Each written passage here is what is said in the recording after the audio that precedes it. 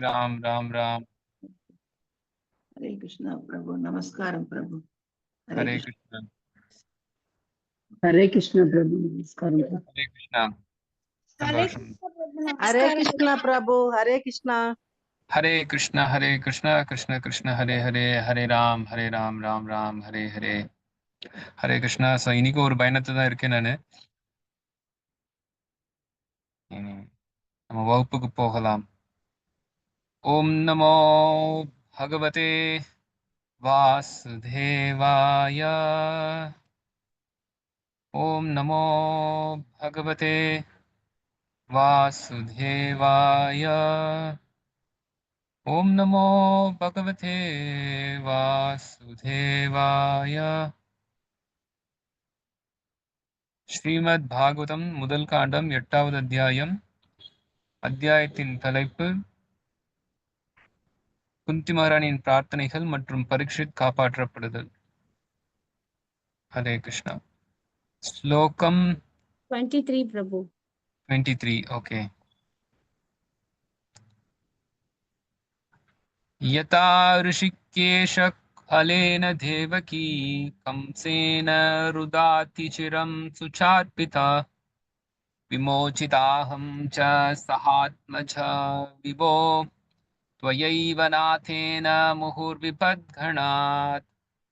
यथा ऋषिकेशखलेन देवकी कंसेन रुधाति चिरं सुचार्पिता विमोचिताहं च सहात्मजा विभो त्वयैव नाथेन मुहुर्विपद्गणात्. यथा ऋषिकेशखलेन देवकी कंसेन रुधाति चिरं सुचार्पिता विमोचिताहं च सहात्मजा विभो त्वयैव नाथेन मुहुर्विपद्गणात्.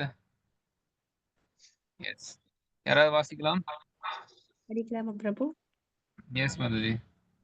यदा ऋषिकेशकलेन देवही कंसेन रुतादिशिरं सुशार्पिता विमोषिता हंससहात्मजो विभो द्वैवैवना सारी प्रभु கரெக்டா வாசிங்க. द्वैवैवना सरी प्रभु विमोषिता हंससहात्मजा विभो द्वैवैवनादेन मुहुर्विपद्गणात् सारी प्रभु हरे कृष्ण ஹரே கிருஷ்ணா. हरे कृष्ण प्रभु नमस्कार प्रभु வாசிக்கலாம் மதுஜி. पदम 23 यदा ऋषिकेशकलेन देवकी कंसेन रुद्धादिचिरं चुषार्विदा विमोचिताहं च सहात्मजा विभो वयैव नातेन मुहुर्विपद्गणात्. हरे कृष्ण प्रभु नमस्कार प्रभु. नंदी प्रभु. हरे कृष्ण प्रभु पदम 23 यदा ऋषिकेश कलेन देवकी कंसेन रुताति शिरं सुचार्पिता विमोचितागं च सगात्मजा विभो द्वैवनादेन मुहुर्विपद्गणात्. हरे कृष्णा ஹரே ஹரே கிருஷ்ணா. வேற யாராவது? हरे कृष्ण प्रभु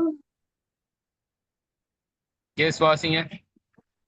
यदा ऋषिकेशकलेन देवकी कंसेन रुदाति चिरं सुचार्पिता विमोचिताहं च सहात्मजा विभो द्वयैनादेन मुहुर्विपद्गणात्. हरे कृष्णा. हरे कृष्णा प्रभु नमस्कारम प्रभु படிக்கலாமா प्रभु எஸ் படிங்க மதுஜி. यथा ऋषिकेश कलेन देवकी कंसेन रुद्रादिशिरं सुसार्पिता विमोचिता हंस सहात्मजा विभो द्वयैव नातेन मुहुर्विपद्गणात्. Thank you Prabhu. Hare Krishna Prabhu. Yes வேற யாராவது வாசிக்கிறீங்களா?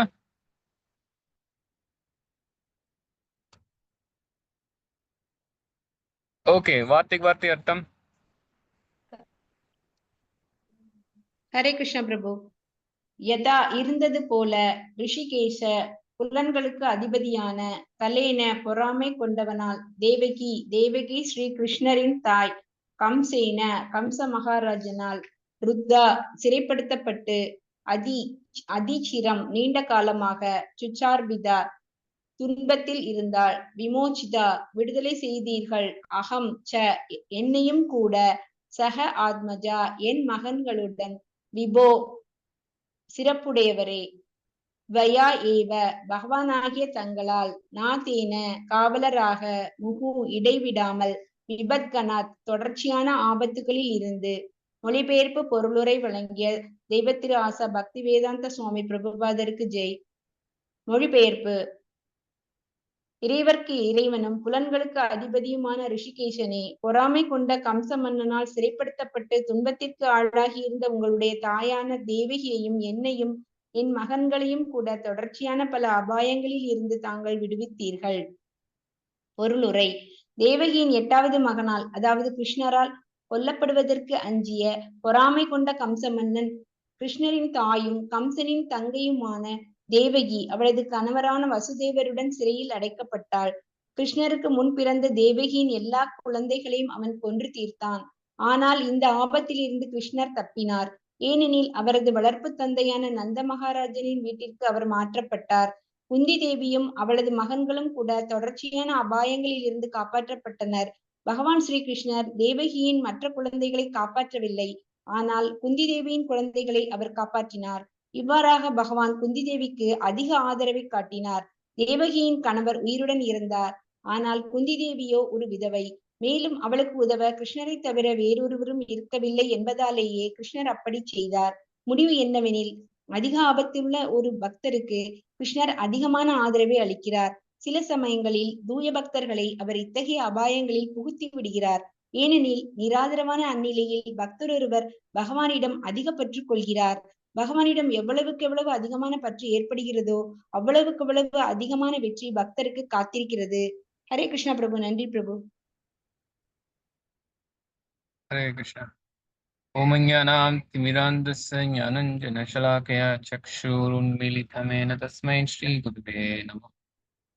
मुखं करोति वाचालं पङ्गुं लङ्घयते गिरिं यत्कृपातमहं वन्दे श्रीगुरुं दीनतारिणम्। मुखं करोति वाचालं पङ्गुं लङ्घयते गिरिं यत्कृपातमहं परमानन्दमाधवम्।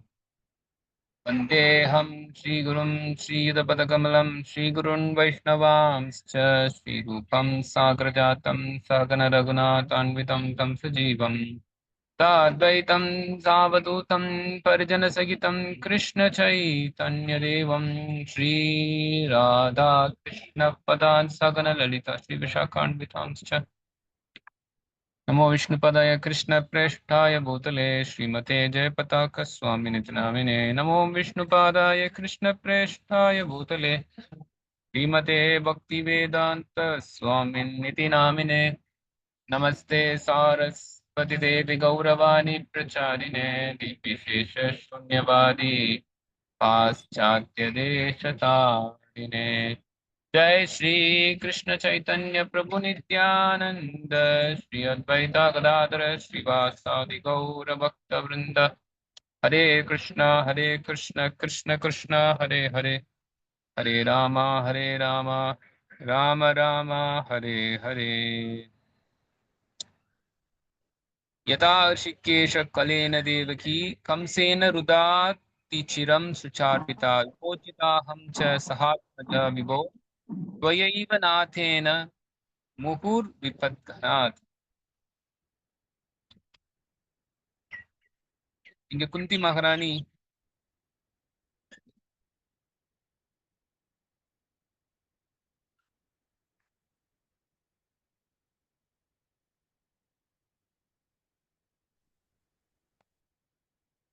கிருஷ்ணர் எப்படி பாதுகாப்பு கொடுக்கிறார் அப்படிங்கிறத சொல்றாங்க. ஸ்பெசிபிக்கா கிருஷ்ணர் வசுதேவர் தேவகிக்கு எப்படி பாதுகாப்பு கொடுத்தார் அப்படிங்கறத சொல்றாங்க. அதற்கு பின்புறம் தனக்கும் தன்னுடைய குழந்தைகளுக்கும் எப்படி கிருஷ்ணர் பாதுகாப்பு கொடுக்கிறார் அப்படிங்கறத சொல்றாங்க. யதா ரிஷிகேஷ கம்சேன, நமக்கு கிருஷ்ணனுடைய சரித்திரம் இங்க அங்கன்னு தெரிஞ்சிருக்கும். இப்ப நம்ம ஸ்ரீமத் பாகவதத்துல முதல் ஸ்கந்தம் பார்த்துட்டு இருக்கோம்.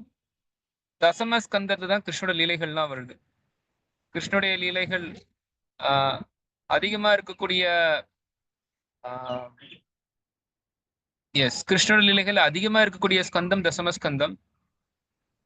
முதல் ஸ்கந்தத்துல நம்ம கிருஷ்ணரை பத்தி கொஞ்சம் விஷயங்கள் தெரிஞ்சிருக்கோம்.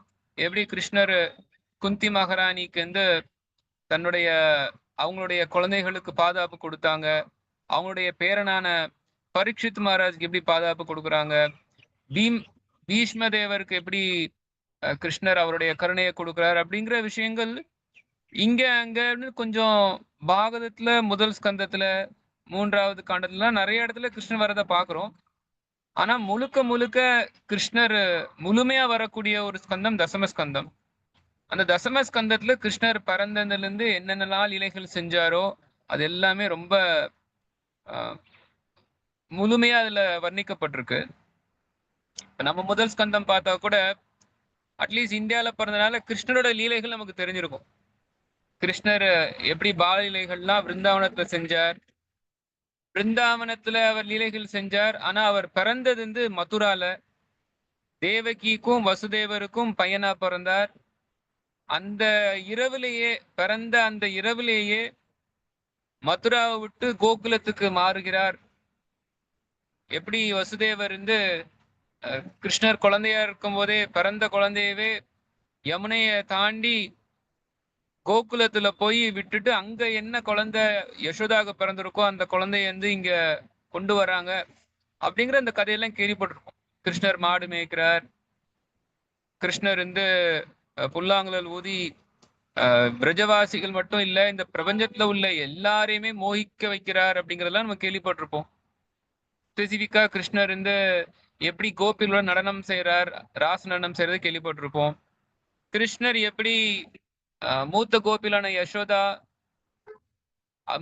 மற்ற கோபிகளுக்கு அவருடைய பால லீலைகள் மூலமா, குறிப்பா அவர் வெண்ணையை திருடுறது, ரொம்ப குறும்பு பண்றது, இதன் மூலமா இன்பம் கொடுக்கிறார் அப்படிங்கிறதெல்லாம் நம்ம கேள்விப்பட்டிருப்போம். அதையும் தாண்டி அகாசுரா, பகாசுரா, பூத்தனா, திருநாவர்த்தா அப்படின்னு நிறைய அசுரர்களை கொன்னார் அப்படிங்கிறதையும் கேள்விப்பட்டிருப்போம். இறுதியில அவர் இறுதின்னு சொல்ல முடியாது, கிருஷ்ணனுடைய கோகுலத்துல விருந்தானத்தோட லீலைகள்லாம் முடியும் போது அந்த தருணத்துல அவர் கம்சனம் கொன்னார் அப்படின்னு சொல்லி நம்ம பார்த்திருக்கோம். இப்போ வசுதேவர் தேவகிக்கு கிருஷ்ணர் 8வது ஒரு பையனா பிறக்கிறார். தசம ஸ்கந்தத்துல கம்சன் வந்து ரொம்ப ஒரு நல்லவன் போலதான் இருக்கிறது போல ஒரு காட்சி வரும். கம்சன் வந்து தன்னுடைய சொந்த தங்கை கிடையாது தேவகி, இருந்தாலும் தங்கையா இருக்கிறனால தன்னுடைய தங்கை தேவகி, தங்கையுடைய கணவரான வசுதேவர், அவங்க 2 பேர்த்தையும் ரதத்துல வச்சு இழுத்துட்டு போறான். ரொம்ப அற்புதமான ஒரு காட்சி, நல்ல ஒரு வர்ணனையோட பாகவதத்துல சொல்லப்பட்டிருக்கு. எப்படி பெரிய பெரிய என்ன சொல்லலாம், பிராமணர்கள்லாம் வேத கோஷத்தோட போக, அது போக பல ரதங்கள் முன்வர, நிறைய மக்கள் வந்து இந்த பின்தொடர்ந்து வந்துட்டு இருக்காங்க. மிகப்பெரிய ஒரு திருவிழா நடந்துட்டு இருக்கு. வசுதேவருக்கும் தேவகிக்கும் கல்யாணம் ஆயிருக்கு. தன்னுடைய தங்கைக்கு கல்யாணம் ஆயிருக்கேன்னு சொல்லி தன்னுடைய தங்கையோட கணவரையும் தங்கையும் ரதத்துல வச்சுக்கிட்டு அவனே அந்த ரதத்தை எடுத்து ஓட்டிட்டு வர்றான் கம்சன். சோ இந்த வர்ணனை எல்லாம் நல்லா சொல்லப்பட்டிருக்கு பாகவதத்துல. அப்போ அப்படி ரதத்துல அவன் போயிட்டு இருக்கான், ரொம்ப சந்தோஷமா தான் போற மாதிரியான ஒரு காட்சி. ஆனா திடீர்னு ஒரு அசரீரி கேக்குது, சரீரமே இல்லாத ஒரு சரீரம் இல்ல, ஒரு சப்தம் மட்டும் வருது. அதனாலதான் அசரீரின்னு சொல்லுவாங்க. சரீரம் கிடையாது, ஆனா அந்த சப்தம் வருது. அப்ப அந்த அசரீரி என்ன சொல்லுது அப்படின்னா,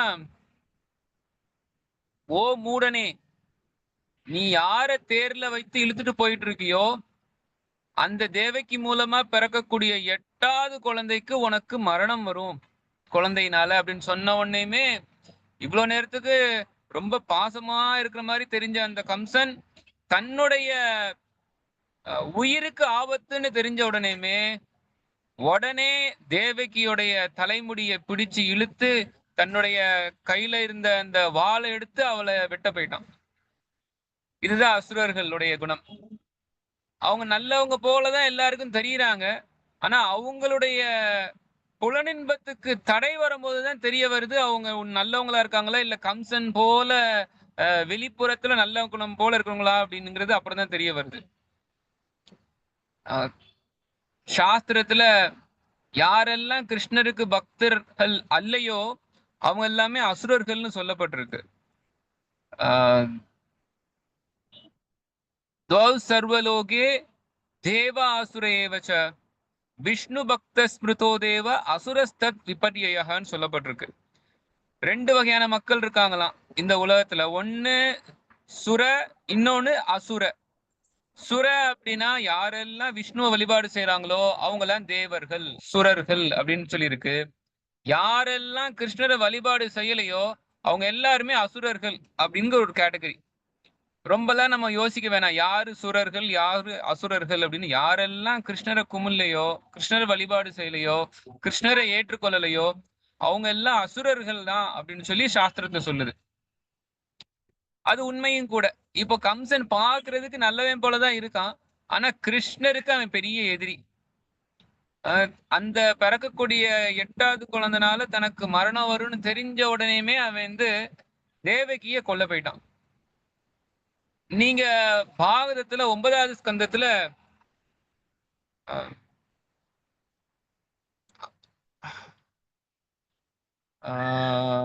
அம்பரீஷ் மகாராஜ் சரித்திரத்தை கேள்விப்பட்டிருப்போம். அம்பரீஷ் மகாராஜுக்கு அவருடைய உயிருக்கு அப்பவே ஆபத்து வருது.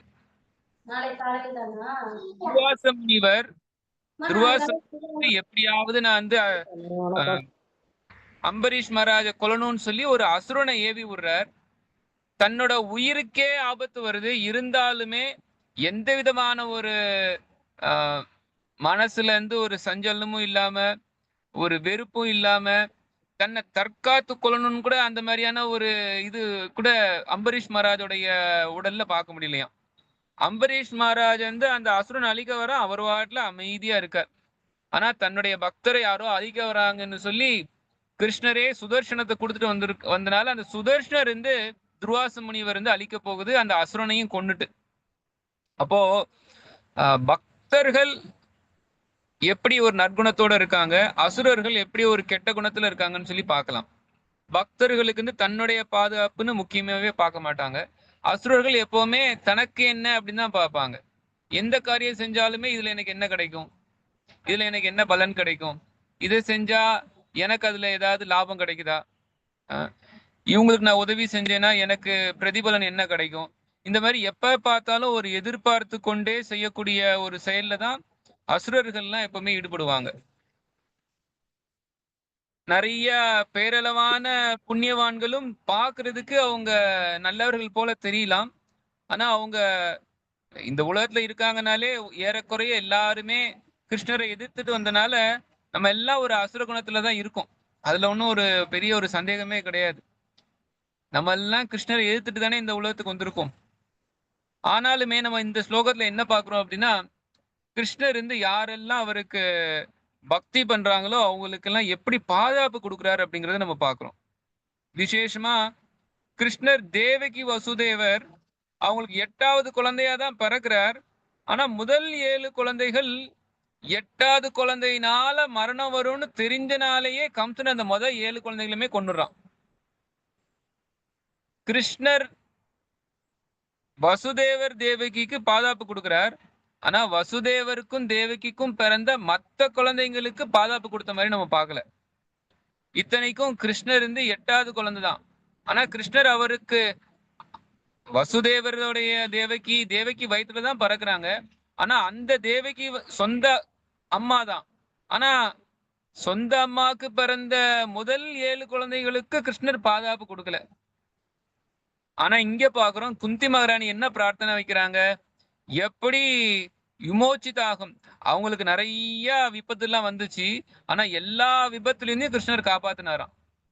குந்தி மகாராணிக்கு விபத்து வந்துச்சு, அதே போல குந்திமரனுடைய பசங்களான பாண்டவர்களுக்கு விபத்து வருது. ஆனா எல்லா நேரமும் கிருஷ்ணர் பாதுகாப்பு கொடுக்கிறார். அது என்னென்னலாம் விபத்து அப்படிங்கறத ஒரு பட்டியல் போட்டு வரக்கூடிய ஸ்லோகத்திலையும் குந்திமராணி சொல்லிடுவாங்க. என்னென்ன இடத்தெல்லாம் கிருஷ்ணா நீங்க என்ன காப்பாத்துனீங்க அப்படிங்கறதெல்லாம் வரக்கூடிய ஸ்லோகத்துல வரும். ரொம்ப விசேஷமா சொல்றார், கிருஷ்ணர் குந்தி மகாராணியுடைய குழந்தைகளுக்கு பாதுகாப்பு கொடுத்தார். ஆனா வசுதேவர் தேவிக்கோட குழந்தைங்களுக்கு பாதுகாப்பு கொடுக்கலையாம். அது ஏன் அப்படின்னா அதையும் பிரபுபாதர் சொல்லியிருக்கார். குந்தி மகாராணிக்கு பாதுகாப்புன்னு கொடுக்கறதுக்கு குழந்தைகளை தவிர வேற யாருமே கிடையாது, ஏன்னா கணவரே கிடையாது. ஆனா தேவகிக்கு பாதுகாப்பு கொடுக்கறதுக்கு வசுதேவர் கணவராகவும் இருக்காராம். அதனால தேவகி குந்தின்னு சொல்லி பார்க்கும்போது கிருஷ்ணர் குந்தி மகாராணிய விசேஷமா கவனிச்சுக்கிட்டாங்க அப்படிங்கறத நம்ம பாக்குறோம். பிரபுபாதர் ரொம்ப ஒரு அற்புதமான ஒரு வாக்கியத்தை இந்த இடத்துல சொல்லியிருக்கார். அது என்ன அப்படின்னா, நம்ம எந்த அளவுக்கு பகவான் மேல பற்றோட இருக்கோமோ அந்த அளவுக்கு நமக்கு வெற்றி உண்டு அப்படின்னு சொல்லியிருக்காரு. இப்ப நம்ம எப்பவுமே நம்ம வெற்றி பத்தி ரொம்ப பேசுவோம். அது இந்த காலத்துல எப்பவுமே வெற்றி வெற்றி வெற்றின்னு தான் பேசிட்டு இருக்காங்க. தோல்வி ஒரு எல்லா இடத்துலயுமே நம்ம ஸ்கூலுக்கு போனா பாஸ் ஆகுறது, இல்ல நம்ம டிஸ்டிங்ஷன் மார்க் வாங்குறது, ஒரு வேலை கிடைக்கிறது, வேலையில ரொம்ப ஒரு பிரபலமானவரை ஆறுது, இந்த காலத்துல எல்லா இடத்துலயுமே ஒரு போட்டி இருக்கிறத பாக்குறோம். அந்த காலத்துல இந்த மாதிரியான ஒரு போட்டி அப்படின்லாம் எதுவுமே இருக்காது. எல்லாருமே ரொம்ப எளிமையா அவங்கவுங்க ஊர்ல அவங்கவுங்க கிராமத்துல வாழ்ந்துட்டு போயிடுவாங்க. இந்த மாதிரி ஒரு போட்டி உள்ள உலகம், எல்லாரோடையும் போட்டி போடணும், அவங்களோட நான் பணக்காரன் ஆகணும், அவங்களோட அதிகமான நான் மதிப்பெண் வாங்கணும், அவங்கள விட ஒரு நல்ல ஒரு உயர்ந்த ஒரு ஸ்தானத்துல இருக்கணும்னு இந்த மாதிரியான ஒரு போட்டி அப்படிங்கிறது அந்த காலத்துல கிடையாது. இப்ப இந்த உலகத்துல எல்லா இதுக்குமே போட்டி தானே. படிக்கிறோம், அதுலயும் நிறைய போட்டி இருக்கு.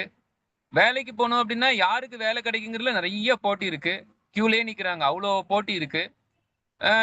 நீங்க ஒரு நாட்டோட தலைவராகணும், இல்ல ஊருடைய எம்எல்ஏ ஆகணும், எம்பி ஆகணும், இல்ல முதலமைச்சர் ஆகணும் அப்படின்னா எவ்வளோ போட்டி இருக்கு. எலெக்ஷன்ஸ்னே இருக்கே. எலெக்ஷன்னா அதுல யார மக்கள் தேர்ந்தெடுக்கிறாங்க, ஒரு பெரிய போட்டி இருக்காது. இப்ப இந்த காலத்துல எல்லா இடத்துலயும் போட்டி இருக்கு. அந்த காலத்துல இந்த மாதிரி போட்டி எல்லாம் கிடையாது. படிப்புல எல்லாம் போட்டி இருக்காது. அதே போல நம்ம பணக்காரன் ஆகணும் அப்படின்னு சொல்லி போட்டி போட்டி ஒருத்தவங்க ஒரு வியாபாரம் பண்ணி அவங்களோட நான் பணக்காரன் ஆறேங்கிற அந்த ஒரு போட்டிலாம் அந்த காலத்தையும் கிடையாது. அந்த காலத்துல ராஜாக்கள் தான் இருப்பாங்க. அதனால இந்த எலெக்ஷன்ஸ் எதுவுமே கிடையாது. அப்பவும் அதுலயும் போட்டி கிடையாது. ஆனா இந்த காலத்துல எல்லா இதுலயுமே ஒரு போட்டி. அந்த போட்டியில வெற்றி பெறணும் அப்படின்னு சொல்லி ஒரு ஆவல். ஆனா இந்த இடத்துல நம்ம என்ன பாக்குறோம் அப்படின்னா, எந்த அளவு நமக்கு கிருஷ்ணர்கிட்ட பற்று வச்சிருக்கோமோ அதுதான் நமக்கு வெற்றி அப்படின்னு சொல்லி இருக்கு. நம்ம ரொம்ப பெரிய ஒரு வெற்றியாளனா வரணும்னு நினைக்கிறோம். நீங்க உண்மையிலேயே வெற்றியாளன் ஆகணும் அப்படின்னா கிருஷ்ணர்கிட்ட பற்று இருக்கணும். உங்களோட கிருஷ்ணருக்கு மேல பற்று வந்துருச்சு அப்படின்னா நீங்க தான் ஒரு சிறந்த ஒரு வெற்றியாளர். இப்ப இந்த ஸ்லோகத்துல பிரபுபாதர் என்ன சொல்றாரு அப்படின்னா, கிருஷ்ண பக்தர்களுக்கு கிருஷ்ணரை தவிர வேற யாருமே அவங்களுக்கு கிடையாதான். அதனால கிருஷ்ணர் அப்படிப்பட்ட பக்தர்களுக்கு பாதுகாப்பு கொடுக்கறதுல மிகவும் கவனமா இருக்கார். கிருஷ்ணரே நமக்கு நேரடியா பாதுகாப்பு கொடுக்கிறார் அப்படின்னா அதை விட ஒரு என்ன வெற்றி இருக்க முடியும். பாகவதத்துல ஒரு ஸ்லோகம் உண்டு, 11வது ஸ்கந்தம், நிஸ்ரயாஷாய விஷயோ கலு சர்வத்யாத். நிஸ்ரயா அப்படின்னா, ஸ்ரேயா அப்படிங்கிறது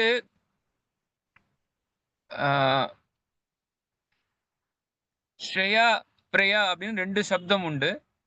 பிரயா அப்படின்னா நமக்கு இப்போதைக்கு கிடைக்கக்கூடிய இன்பத்துக்கு பிரயஸ்னு பேரு. ஸ்ரேயா அப்படின்னா நமக்கு இறுதியில கிடைக்கக்கூடிய இன்பத்துக்கு ஸ்ரேயான்னு பேரு. நமக்கு இறுதியில என்ன நன்மையோ அதை தான் பார்க்கணும். நமக்கு ஒரு தற்காலிகமான ஒரு நன்மைன்னு சொல்லி பார்க்க கூடாது. இந்த உலகத்துல நமக்கு வெற்றின்னு சொல்லி என்ன பார்த்தாலுமே சரி, அது இந்த உடல் முடிஞ்சிருச்சுன்னா அதோட முடிஞ்சு போச்சு. அதுக்கு மேல அது தொடர்ந்து வராது. இப்ப என்னதான் நீங்க நாட்டு தலைவரா தேர்ந்தெடுக்கப்பட்டா கூட நீங்க 5 வருஷம் இருக்கலாம். சரி, இல்ல வாழ்க்கை முழுக்க நாட்டோட தலைவரா ஒரு ராஜாவா இருந்தா கூட இந்த உடலை விட்டக்கு அப்புறம் அடுத்த பிறவியும் நீங்க ராஜா அப்படின்னு நீங்க சொல்ல முடியாது. அப்போ இந்த உலகத்துல எந்த வெற்றினாலுமே சரி, அது உடல் முடிஞ்சிருச்சுன்னா அதோட முடிஞ்சு போச்சு. அதற்கப்புறம் அதுக்கு எந்த பிரயோஜனமும் கிடையாது. ஆனா ஆன்மீக வாழ்க்கையை பொறுத்த வரைக்கும் வெற்றி அப்படிங்கிறது அந்தே நாராயண ஸ்மிருதிஹி. இறுதி காலத்துல யாரு கிருஷ்ணரை நினைக்கிறாங்களோ அதுதான் உண்மையிலே வெற்றி. அந்த வெற்றிக்காக தான் இந்த மனித பிறவியே கொடுக்கப்பட்டிருக்கு. மனித பிறவி கொடுக்கப்பட்டதுக்கான நோக்கம் வந்து நீங்க நல்ல மார்க் வாங்கி வெற்றி பெறணும்னு கிடையாது. இல்ல நல்ல ஒரு உத்தியோகத்துக்கு போய் பெரிய பணக்காரராகி வாழ்க்கையில ஒரு மிகப்பெரிய லட்சியத்தை அடைஞ்சிட்டேன், வெற்றி பெற்றேன், செல்வத்தை அடைந்தேன்ங்கிறதெல்லாம் கிடையாது. இல்ல ஊர் மக்கள் புகழும்படி, இல்ல புகழாதபடி, இல்ல ஒரு மக்கள் வந்து என்ன ஒரு உயர்ந்த ஸ்தானத்துல வச்சுக்கக்கூடிய ஒரு நாட்டு தலைவரா இருக்கேங்கிறதுக்காக எல்லாம் இந்த மனித பிறவி கொடுக்கப்படல. மனித பிறவி கொடுத்து துர்லபம் மானுஷ ஜன்ம தத்யப்பி அத்ருவம் அர்த்ததம். ரொம்ப அரிதா கொடுக்கப்பட்டிருக்கே இந்த மனித பிறவி. இந்த மனித பிறவி கொடுத்ததுக்கான நோக்கம் என்ன அப்படின்னா பகவான் கிருஷ்ணரை புரிந்து கொண்டு அவருக்கு பக்தி பண்றதுதான். மனுஷ்யானாம் சகஸ்ரேஷு கஷ்டித் யததி சித்தையே யததாம் அபி சித்தானாம் கஷ்டின் மாம் வெத்தி தத்பதா. மனித பிறவி கிடைச்சிருக்கு. ஆனா அந்த மனித பிறவியோடைய பக்குவம் என்ன அப்படின்னா எவன் ஒருவன் என்னை புரிந்து கொள்கிறானோ அவன் தான் பக்குவமான மனிதன் அப்படின்னு சொல்லி சொல்லப்பட்டிருக்கு.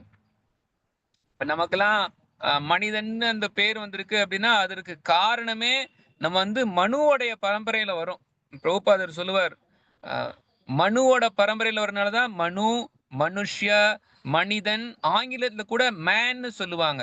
மேன் அப்படின்னு சொல்றதுக்கான சப்தம் கூட அந்த மனுங்கிற வார்த்தையில இருந்து தான் வருது. நம்ம அப்போ உண்மையிலே மனிதர்கள், உண்மையிலே நம்ம மனிதர்களா இருக்கிறோம் அப்படின்னா நம்மளுடைய வம்சத்துல வரக்கூடிய இல்ல நம்ம எந்த வம்சம் மனுவோட வம்சத்துல வர்றோமே அந்த மனு நமக்கு என்ன தர்மத்தை கொடுத்திருக்காரோ அதை கடைபிடிக்கணும். நீங்க மனு நமக்கு கொடுத்த தர்மம் என்ன அப்படிங்கிறது மனு சாஸ்திரம் இருக்கு, மனுஸ்மிருதின்னு பொதுவா எல்லா மக்களுக்கு தெரியும்.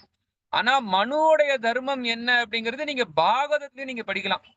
நீங்க 3வது ஸ்கந்தம்லாம் வரும்போது மனு தர்மம்ங்கிறது ரொம்ப தெளிவா சொல்லப்பட்டிருக்கும். மனு தர்மம்ங்கிறது ஓகே, மனிதர்களுக்கான ஒரு சட்டம், ஒரு ஒரு நீதி அப்படிங்கிறது கூட இருந்தா கூட ஸ்வயம்புவ மனு அவருடைய பேர் காரணமா தான் நமக்கெல்லாம் மனிதர்கள், மேன் அதெல்லாம் வருது, மனுஷன்னு. அந்த மனு கிருஷ்ணருக்கு எப்படி அற்புதமா பக்தி பண்றார் அப்படிங்கிறது நீங்க பாரதத்துல பார்க்கலாம். எந்த அளவுக்கு ஸ்வயம்புவ மனு வந்து பக்தி பண்றார் அப்படின்னா அவர் தன்னுடைய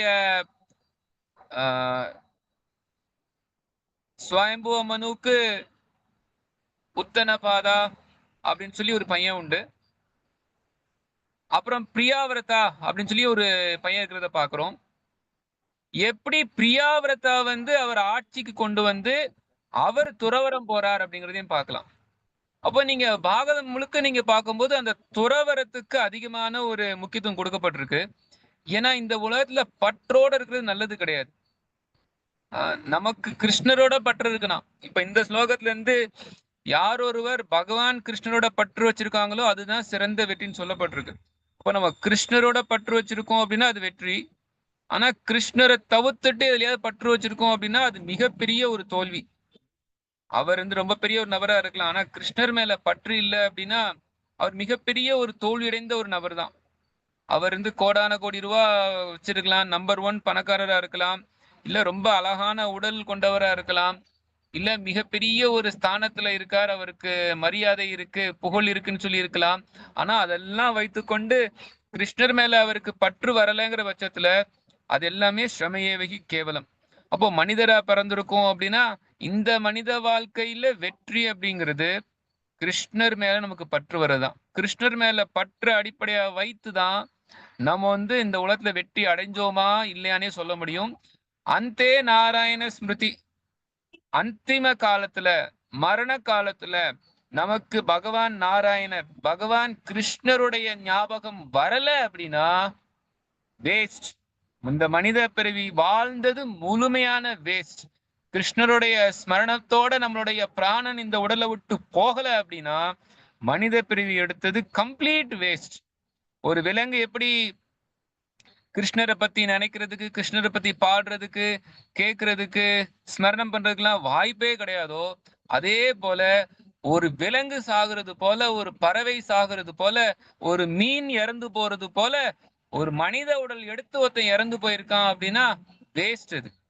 அப்போ இந்த உலகத்துல வெற்றி அப்படின்னா, இந்த உலகம் கிடையாது, எந்த உலகத்துமே சரி, வெற்றி அப்படிங்கிறது எப்பவுமே கிருஷ்ணரை ஞாபகத்துல வச்சுக்கிறதுல தான் இருக்கு. அதனாலதான் நம்ம தினசரி ஹரே கிருஷ்ண மகாமந்திரம் சொல்றோம், தினசரி பாகவதம் கேட்கிறோம், தினசரி நம்ம வந்து பாகவதத்தை பத்தி மத்தவங்ககிட்ட பேசுறோம். நீங்க பாகவதம் படிக்கிறது மூலமா, மத்தவங்ககிட்டயும் பாகவதம் பேசுறது மூலமா தொடர்ச்சியா நீங்க கிருஷ்ணோட ஸ்மரணத்திலே இருப்பீங்க. இந்த ஸ்மரணம் உங்களுக்கு மரண தருவாயிலையும் அவருடைய ஸ்மரணத்தை கொடுத்துரும்.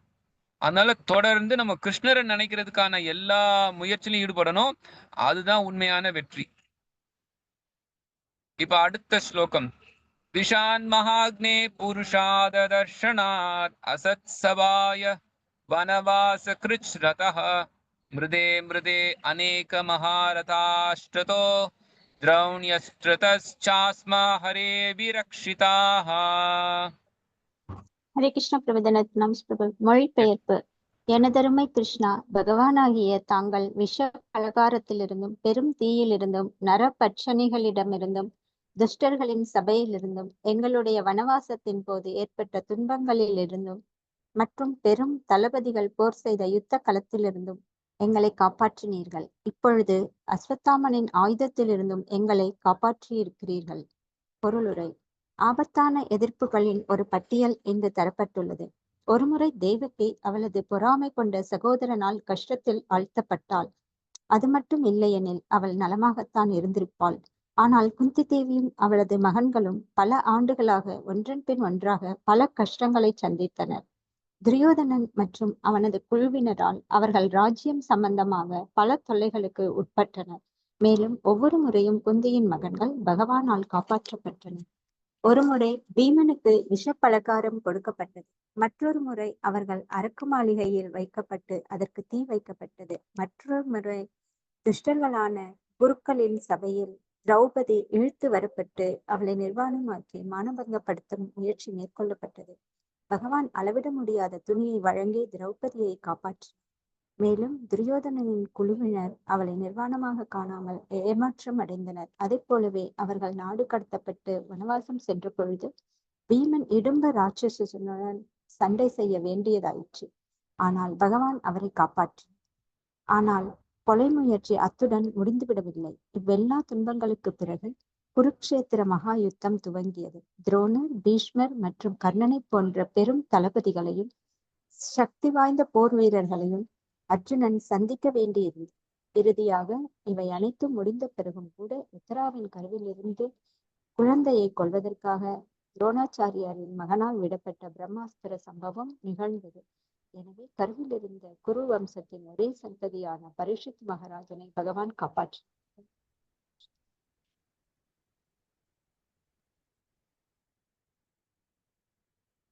இங்க இந்த ஸ்லோகத்துல ஒரு அந்த பட்டியல சொல்றாங்க குந்தி மகாராணி என்னென்னலாம் எனக்கு ஒரு விபத்து வந்துச்சு அப்படின்னு. எப்படி ஒவ்வொரு விபத்துலையும் கிருஷ்ணர் காப்பாத்தினார். விஷதா அப்படின்னா பாண்டவர்கள்ல பீமசேனருக்கு பலம் ஜாஸ்தி. துரியோதனனுக்கு பாண்டவர்கள்ல குறிப்பா பீமசேனர்னா பிடிக்கவே பிடிக்காது. எப்ப பார்த்தாலும் பீமரோட போய் ஏதாவது ஒரு பிரச்சனை பண்ணிட்டே இருக்கணும்னு நினைப்பான் அந்த துரியோதனன். அப்படிப்பட்ட அவங்க பாண்டுடைய பசங்க பாண்டவர்கள், அப்புறம் திருதராஷ்டிரனுடைய பசங்களான துரியோதனா, துசாசனா போன்ற அவருக்கு ஒரு 100 பசங்க உண்டு. இவங்க எல்லாருமே அரசு சபையில இருந்தப்போ ஒருக்கு பீமசேனருக்கு விஷம் கொடுத்தார்கள். அந்த மீன்ஸ் அது ஒரு விஷம் உள்ள ஒரு கேக். அந்த ஒரு கேக்கு அதுல விஷம் பொருந்தி கொடுக்கப்பட்டிருக்கு, செலுத்தப்பட்டிருக்கு. ஆனா அப்படிப்பட்ட அந்த விஷம் உள்ள அந்த ஒரு கேக்கை சாப்பிட்டதுக்கு அப்புறமும் கூட பீமசேனருக்கு ஒண்ணுமே ஆகல. விபதா இந்த மாதிரி ஒரு இடம்னு கிடையாது, பல இடத்துல. அதுக்கப்புறம் ஒரு அரக்கு மாளிகை, அதையும் இங்க குந்திமரன் சொல்றாங்க. அரக்கு மாளிகையில வெறுமனே இப்ப அந்த நேரத்துல பீமசேனரை கொல்ல பார்த்தான். ஆனா இந்த அரக்கு மாளிகையில பாண்டவர்கள் 5 பேரையுமே முடிச்சிடலாம் அப்படின்னு சொல்லி துரியோதனன் நினைச்சான். குந்தி மகாராணிய சேர்த்து எல்லாரையுமே கொல்றதுக்கான ஒரு திட்டத்தை போட்டான். அவங்கள ஒரு அரக்கு மாளிகையில தங்க வச்சான். அப்புறம் இரவுல அந்த அரக்கு மாளிகையில தீ வச்சுட்டும் போனான். ஆனா விதுரருடைய கருணையின் காரணமா இந்த விஷயம் அவங்களுக்கு ஏற்கனவே தெரிய வந்து, ஏற்கனவே அது அந்த அரக்கு மாளிகைக்குள்ள ஒரு ஒரு ஒரு சின்ன ஒரு சுரங்கப்பாதை இருக்கு. அது மூலமா பாண்டவர்கள் அந்த அரக்கு மாளிகையிலிருந்து தப்பித்தார்கள் அப்படிங்கிறத பாக்குறோம்.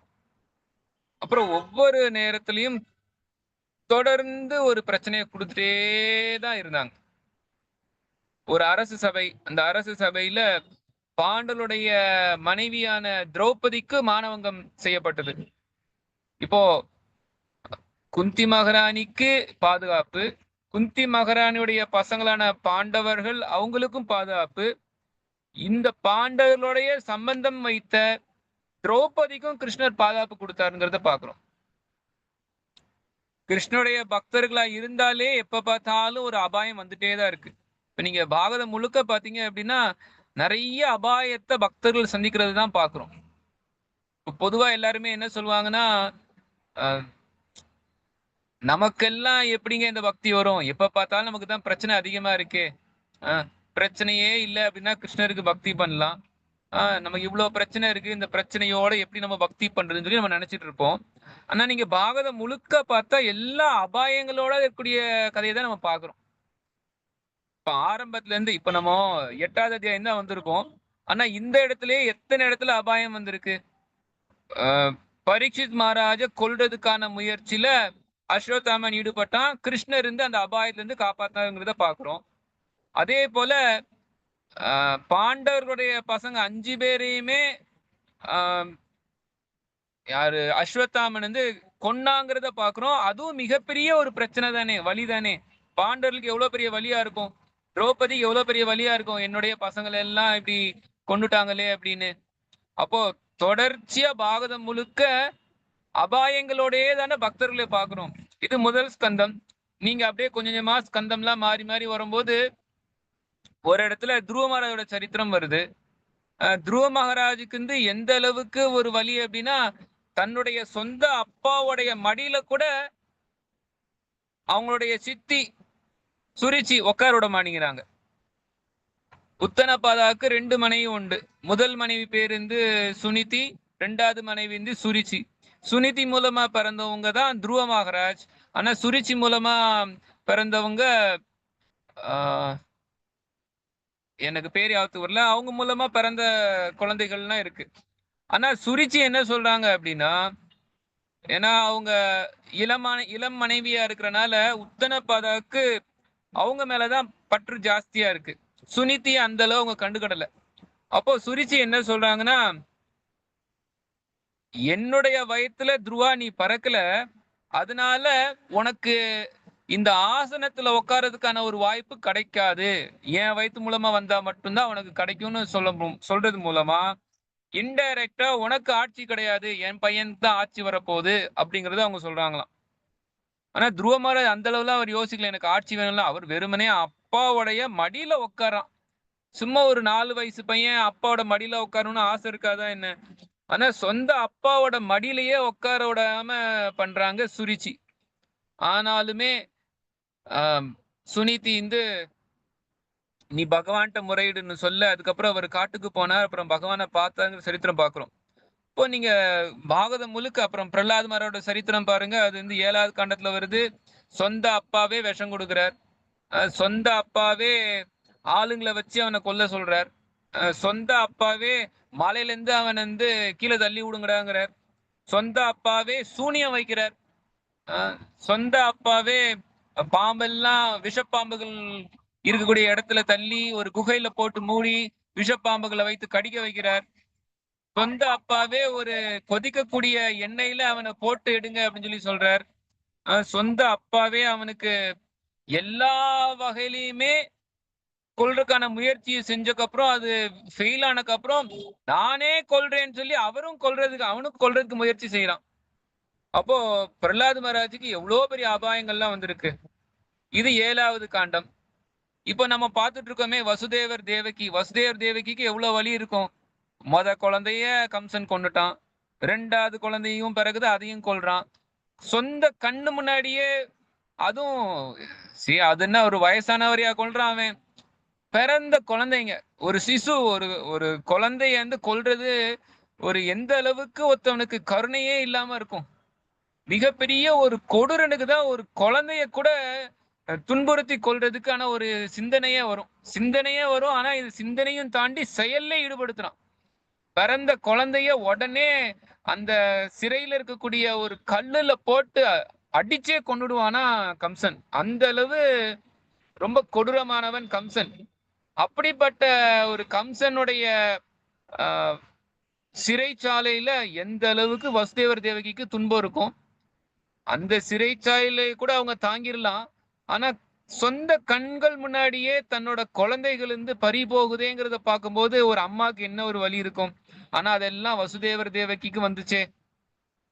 அதற்கப்புறம் பிருந்தாவனத்துக்கு கிருஷ்ணர் இருந்து பிறந்ததுக்கு அப்புறம் மாற்றப்படுறார். சொந்த பையனை விட்டு பிரிந்தே இருந்தாங்களே அவங்க, அதுவும் வலிதானே. விருந்தாவனத்திலையும் கிருஷ்ணர் ரொம்ப நல்ல லீலைகள்லாம் பண்றாரு. ஆனா அங்கேயும் கிருஷ்ணருக்கு எப்ப பார்த்தாலும் ஒரு அசுரர்கள் தொந்தரவு பண்ணிட்டே இருக்காங்க. யசோதாவுக்கு மிகப்பெரிய ஒரு ஒரு ஏக்கம் இருந்துட்டே இருக்கு. ஐயோ, எப்ப பார்த்தாலும் என் பையனை யாராவது கொல்றதுக்கான முயற்சியில் ஈடுபடுறாங்களே, ஏன் இப்படி வருது? என்னோட பையனுக்கா ஏன் இந்த அசுரர்கள்லாம் என் பையன் வந்து குறி வச்சு கொல்ல வர்றாங்க? அதெல்லாம் யசோதாவுக்கும் வலியை கொடுக்கத்தானே செய்யும். அப்போ நம்ம பாகவதம் முழுக்க பாக்குறோம், எப்ப பார்த்தாலும் ஒரு அபாயங்கள்லயே தான் சிச்சுவேஷன் பக்தர்களுக்கும் இருக்கு. நம்ம ஒன்னும் ரொம்ப இதா நினைக்க வேணாம். ஐயோ, கிருஷ்ணருக்கு பக்தி பண்ணா என் வாழ்க்கை ரொம்ப சுமூகமாயிடும் அப்படின்னு. நிறைய டைம் கிருஷ்ணருக்கு பக்தி பண்ணும் போது நமக்கு வாழ்க்கை சுமூகமா இருக்கிற மாதிரி நம்ம நினைக்கிறது இல்ல, ரொம்ப துன்பமா இருக்க மாதிரி தான் நம்ம பாக்குறோம். ஆனா பக்தர்கள் எந்த நேரத்திலையும் எவ்வளவு துன்பம் வந்தாலும் கிருஷ்ணரை கைவிடாம இருக்காங்கிறத நம்ம எடுத்துக்கொள்ளக்கூடிய ஒரு பாடமா இருக்கும். இப்ப பக்தர்களுக்கும் துன்பம் வருது, கிருஷ்ணருக்கு பக்தி பண்ணாலும் துன்பம் வருது. இப்ப நம்ம இந்த அத்தியாயங்கள்லாம் பார்க்க கிருஷ்ணருக்கு பக்தி பண்ணா துக்கங்கள் அதிகமாற மாதிரி தானே நமக்கு தெரியுதுன்னு நமக்கு சந்தேகம் வருது. எஸ், ஒரு வகையில கிருஷ்ணருக்கு பக்தி பண்ணா நமக்கு துன்பங்கள் அதிகமாற மாதிரி நமக்கு தெரியுது. ஆனா கிருஷ்ணர் எப்படி பாதுகாப்பு கொடுக்கிறார் அப்படிங்கிறதையும் பாக்குறோம். எல்லா இடத்துலயும் துன்பம் வந்தா கூட கிருஷ்ணர் எப்படி பாண்டவர்களுக்கும் சரி, வசுதேவர் தேவகிக்கும் சரி, பிரஜபாசிகளுக்கும் சரி, பிரகலாத் மகாராஜுக்கும் சரி, துருவ மகாராஜுக்கும் சரி, ஏன் கஜேந்திர யானையா இருக்கட்டும், கஜேந்திர யானைக்குனாலும் சரி, பகவான் எப்படி பாதுகாப்பு கொடுக்கிறார் அப்படிங்கறத நம்ம பார்க்கதான் செய்யறோம். பகவானுடைய பாதுகாப்பு அப்படிங்கிறது நம்மளுடைய உடலுக்கு கொடுக்கக்கூடிய ஒரு பாதுகாப்பை நம்ம பார்க்க கூடாது. கிருஷ்ணர் எப்பவுமே நமக்கு பாதுகாப்பு கொடுக்குறாருன்னா அது உடல் தளத்தில் இருக்கக்கூடியது பாதுகாப்பை பார்க்க கூடாது. கிருஷ்ணர் நமக்கு ஆத்மாவுக்கு கொடுக்கக்கூடிய பாதுகாப்பு தான் முக்கியம். அவர் நமக்கு பிறப்பு இறப்புல இருந்து காப்பாத்துறதுக்காக தான் எல்லாமே செய்யறாங்கிறத புரிஞ்சுக்கணும். நமக்கு ஏதாவது ஒரு துன்பம் கிருஷ்ணர் கொடுக்குறாரு அப்படின்னா அது எப்பவுமே நம்மளுடைய நல்லதுக்குங்கிறத தெரிஞ்சுக்கணும். இது வரக்கூடிய ஸ்லோகத்துல நம்ம பார்க்கலாம், எப்படி இந்த குந்தி மகாராணி இவ்வளோ துன்பங்கள் வந்தா கூட எனக்கு மீண்டும் துன்பங்கள் வேணும்னு சொல்லி கேக்குறாங்க அப்படின்னு. இப்போ இந்த ஸ்லோகத்துல எப்படி குந்தி மகாராணி எல்லா இடத்துலயும் எனக்கு பாதுகாப்பு கொடுத்தீங்க அப்படிங்கறத ஒரு பெரிய ஒரு பட்டியல் போட்டு, இப்போ உங்களோட நான் பிரார்த்தனை பண்ணிட்டு இருக்கேன். ஆனா அந்த பிரார்த்தனைக்கு முன்ன வரைக்கும் கூட அஸ்வத்தாமன் மறுபடியும் ஒரு ஆயுதத்தினால என்னோட வம்சத்துல வரக்கூடிய பரீட்சித்து மகாராஜ அழிக்கிறதுக்கான ஒரு முயற்சியும் செஞ்சா அதுலயும் பாதுகாப்பு கொடுத்தீங்க அப்படிங்கிறதையும் அவங்க சொல்றாங்க. அடுத்த ஸ்லோகம் நம்ம பார்க்கலாம். விபத சந்துதா ஷஷ்வத் தத்ர தத்ர ஜகத்குரு பவதோ தர்ஷனம் யத் ஸ்யாத் அபுனர்பவ தர்ஷனம். எஸ், யாரா வாசிக்கலாம்? ஹரே கிருஷ்ணா பிரபு. இந்த நேரத்துல மொழிபெயர்ப்பு. Hare Krishna Prabhu. Yes yes please. யாரா வாசிங்க. பிரபு படிக்கிறேங்க பிரபு. படிங்க மாதாஜி. விபத்துக்கள் சந்து ஏற்படட்டும், தா எல்லா, தத்வத் திரும்ப, தத்ர அங்கு, ஜகத்குரு பிரபஞ்சத்தின் இறைவனே, பவத உங்களுடைய, தர்சனம் எத் எது, சியாத் இருக்கிறது, அபுன இனிமேல் மாட்டோம், பவதர்சனம் பரிப்பு இறப்பெனும் தொடர்ச்சியை காண.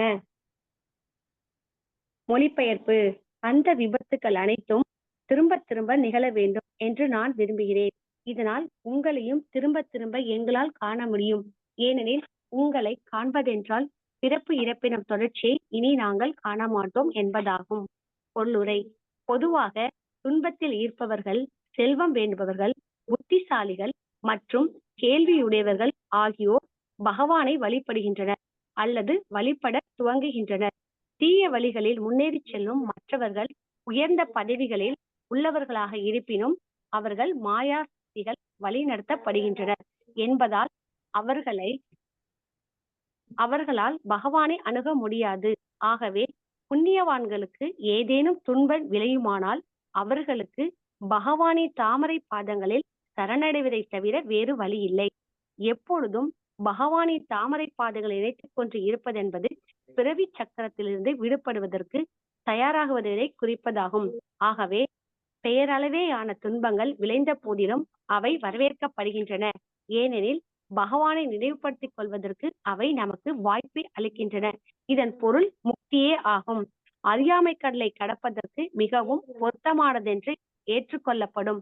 பகவானின் தாமரை பாதங்களில் சரணடைந்தவர்களால் கன்றின் குளம்படி தேக்கிலுள்ள நீரை சுலபமாக தாண்டி விடுவதைப் போல் சுலபமாக முக்தி பெற முடியும்.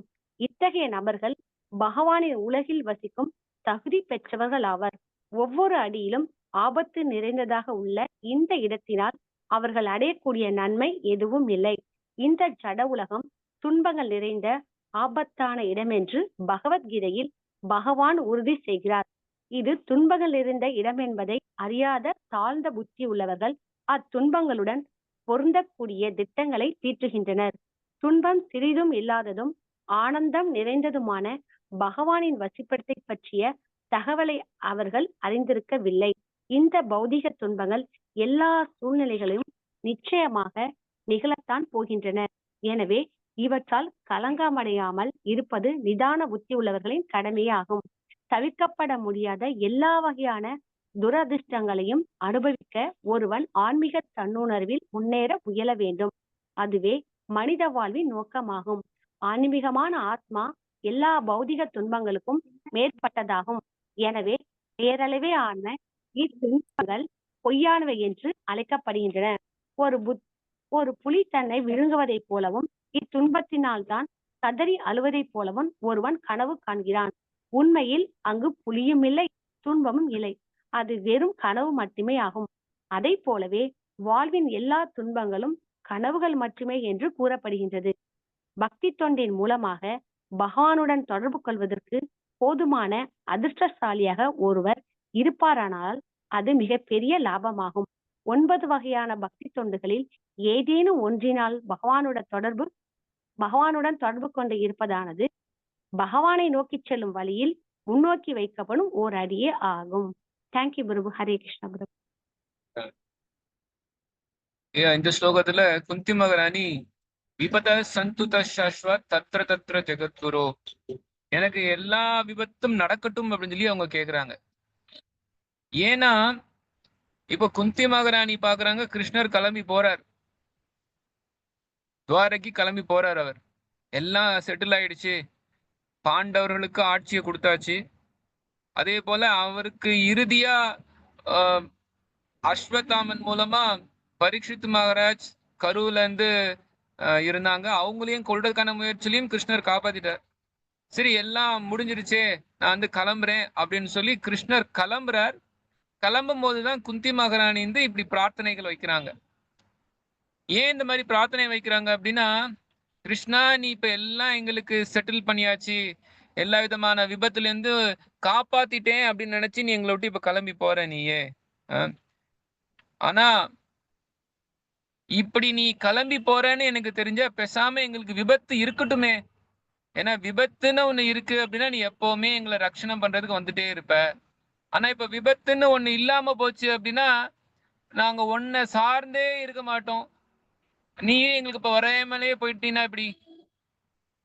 அட்லீஸ்ட் குந்தி மகாராணி எப்பவுமே கிருஷ்ணர் தான் சார்ந்து இருக்காங்க.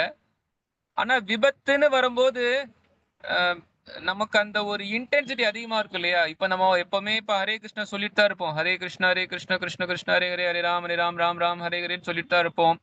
தினசரி பகவத்கீதை, பாகவதம் படிக்கத்தான் செய்வோம். ஆனா நமக்கு ஏதாவது ஒரு துன்பம் வந்துருச்சுன்னு வச்சுக்கோங்களேன், அப்ப கொஞ்சம் தீவிரமாயிடும். நம்ம வீட்ல உள்ளவங்களுக்கு யாருக்காவது உடம்பு சரியில்லை அப்படின்னு தெரிஞ்சா, ஓ கிருஷ்ணா அப்படின்னு சொல்லி நம்ம வந்து ரொம்ப தீவிரமா ஜெபம் பண்ணுவோம்.